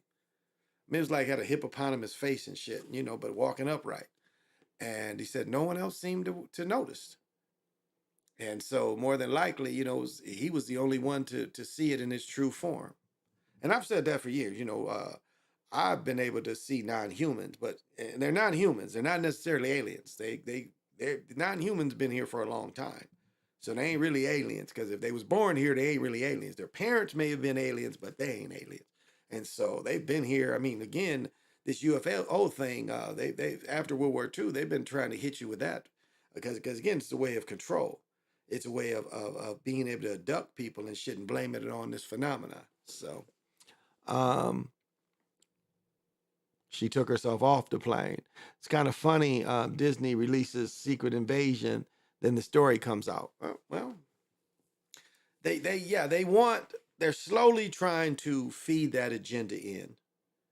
Something that's already been here for ages, something that they've been using their technology. They've been trading technology with something for our natural resources. And it's probably, the gold is probably part of it as well. That's how Wes Paneri hits you with it. Like, where's the gold?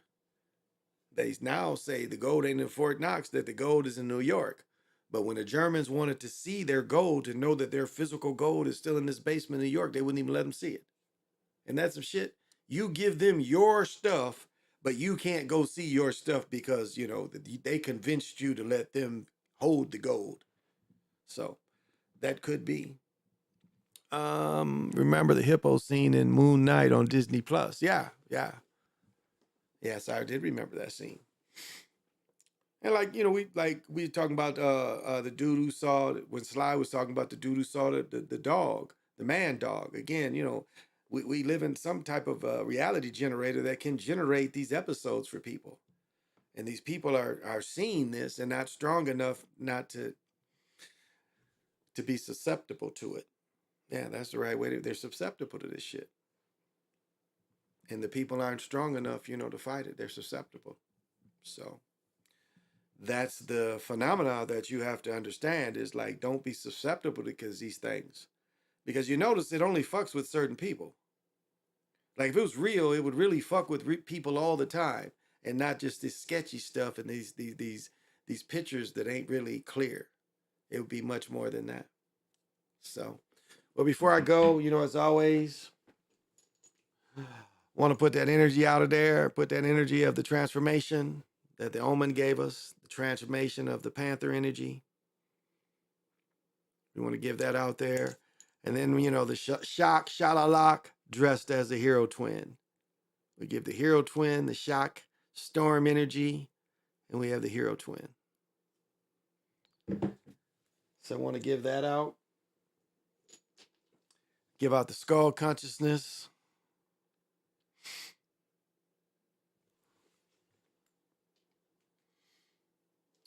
And give out that Diamond Consciousness, baby.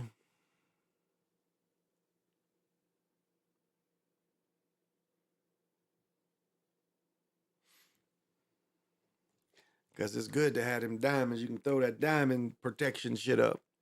Have you used Secret Wars? Have you seen the Secret Wars? No, I have not watched the Secret Wars yet. And it's mixed in with stuff, fake stuff and real stuff. Yeah. Those entities are making these videos fuzzy themselves. Oh, okay. That could be. But yeah, definitely be safe. Be safe. Those of you that are lucky enough, again, I'm retired, so I'm off every day. You know, I don't have to gotta go pickleball playing, but I love it. And it's fun. And so whatever you enjoy doing, take time to work on yourself. Be aware of what you eat. I mean, be aware of refined sugars. Yeah, you gotta, be mature when you eat. And it's like I talk about cigarettes. It's the same way with a candy bar. I can go get a candy bar now and it ain't gonna kill me. It won't kill me. I know it won't kill me. But yet, if I eat enough of them, eventually it will kill me or make me have health issues. Like, what did we just see in the 4th of July when you go into the stores? All these red, white, and blue cakes, all these red, white, and blue candies, cookies. Like Hy-Vee, you go in Hy-Vee, it's nothing. You see the bakery and all this poison. And we push poison to our children. We have parties and give our children all this poison. Like they've made a drink that's clear because your mind says, okay, this must be good because it looks like water because water's clear.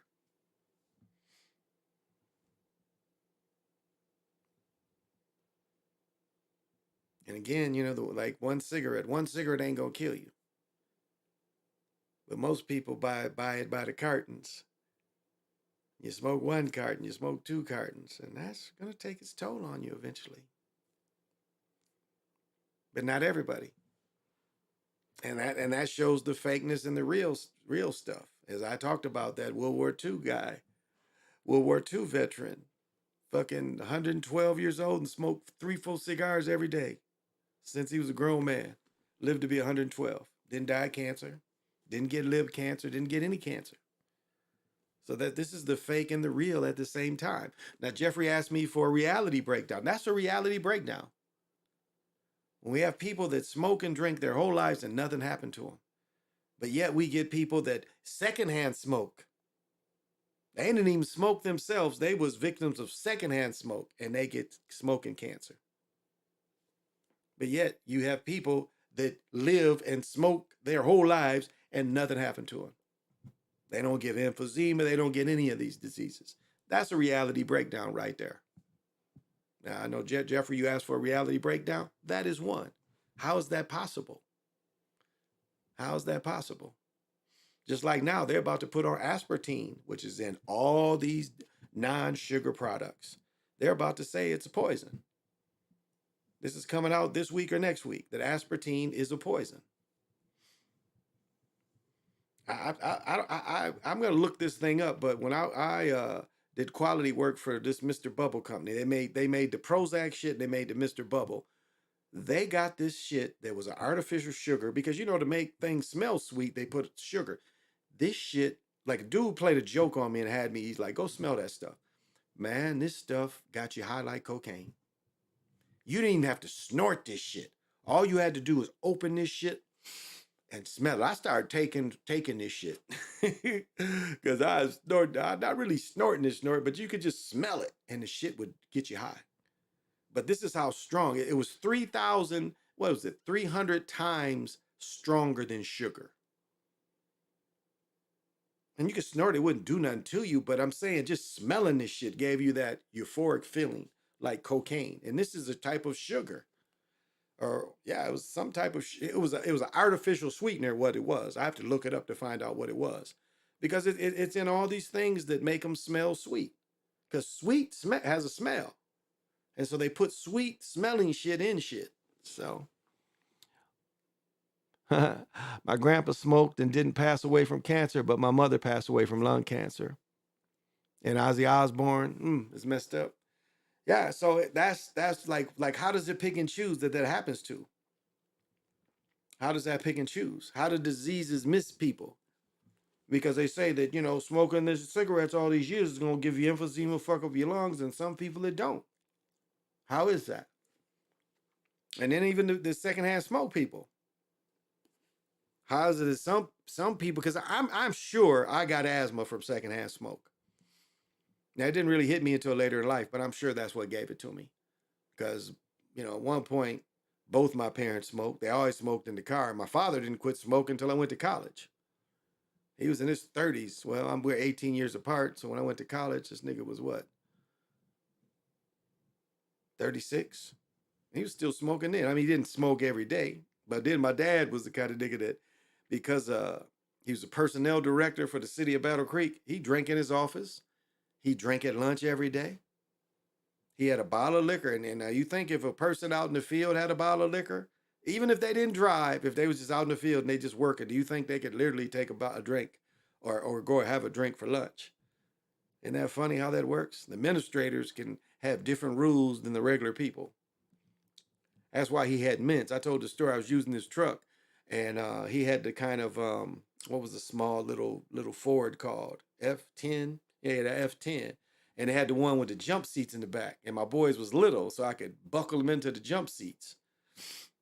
And so I would come into his truck, like if I used his truck to move some shit, and the boys would be in the truck, they'd be like chewing mints or chewing gum and shit. And I'm like, where the fuck they get this shit? Then I'd look, and my dad's got his armrest is full of that shit.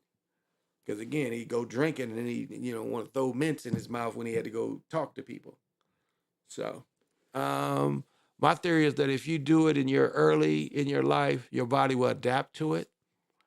That's a good point. That is a good point. And there is a little bit of truth to that because it absolutely will adapt and adjust. And the people that you look up the dude they said 130, and the dude was still smoking fucking opium. He was 130 years old and he's smoking opium. So, and the oldest dude is, I got that right. The oldest dude that they say lived in modern times lived he lived before Columbus came, so 1690. He was born in 16 something, and he lived into the 1930s. You can find him on Pinterest. He was born before Columbus came to America, and this dude lived into the 1930s. He was 200 and some years old, something like that, when he died. Yeah, 17, 18. Yeah, he was 200 and something years old. So the 670. Yeah, he was 200 something years old because he was born almost 1700. Yeah, he was born slightly before. So he's born like in 1793. No. He was born in 1693 before Columbus came to America. And this dude lived into the 1930s. He was 200 and some years old. He lived to like the 1930s. This motherfucker had outlived like something like 30 wives. He outlived 30 wives. They said the number of children that he had and how many of his children he outlived. I mean, at that point, you are outliving your great-great-grandchildren. You are looking at your fifth, sixth, and seventh generation. Like I am the 15th generation from Nama Fouchette, who was the East Coast Indian in the Boston area. I am the 15th generation from him. From James Ampey, his would be his great-grandson. I am the 5th generation from him. Again, a full Indian. So this dude would be living in my times and was born before the Civil War and shit. Was born, if you look at it in modern times, if he was still alive, he was born with that Washington shit. This nigga could have been born during Washington and living today. So It can be done. A cross dresser that was being killed. Those, yeah. Oh yeah, yeah. Okay. That story. It was just so many shootings, and the shootings again go back to the guy seems like he was a Manchurian candidate. It's all about going into the gun control thing over and over again. Because that's the thing is they want to disarm us, and that's why they fear us, because we're the most armed country in the world. We are the most armed as individuals, we are the most armed people in the world. So you talking about where our freedom comes from and our safety, that's where it comes from. It takes our own government to try to come take our guns and take us out. But we are the most armed people in the world. And that's why no one's ever came over here and tried to overthrow America. Yeah, it is my bedtime. I didn't get that. Could you try again? I didn't ask you shit, bitch. Damn. Nosy.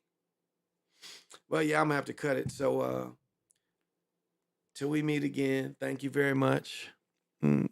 Yeah, he lived more than a double life. He lived a multiple double life. And like the guy I looked at, hey, what's happening there? My homeboy is Nick Taylor. I don't know, Nick, if you saw the story about the little girl that was taken out of Lansing. I got family in Lansing, and the little girl was found outside of Detroit. Detroit police found her. Yeah, that's what I'm about to do. I'm about to crash out too. So thank you for joining. I appreciate it. Oh my goodness, and Nick, that hat you gave me is my favorite pickleball hat. That hat got the sweat all in it and stuff, but it's like I don't like wearing glasses, and I wear that sucker like this. And when I play pickleball, I be ready for them mugs. So that is my favorite pickleball hat. So thank you guys for coming in. If there's anything important, you can find out what I say, any of the research. Check it out for yourself. And it's not for me to convert anybody into anything. It's for you to do the research. Like they say, where are your sources? It's not up to me. It's up to you to disprove my sources. It's not up to me. Again, I think I'm one of the ones that put it out there is look it up. That's the argument, look it up. Apparently I did, so you look it up. So I'm going to go.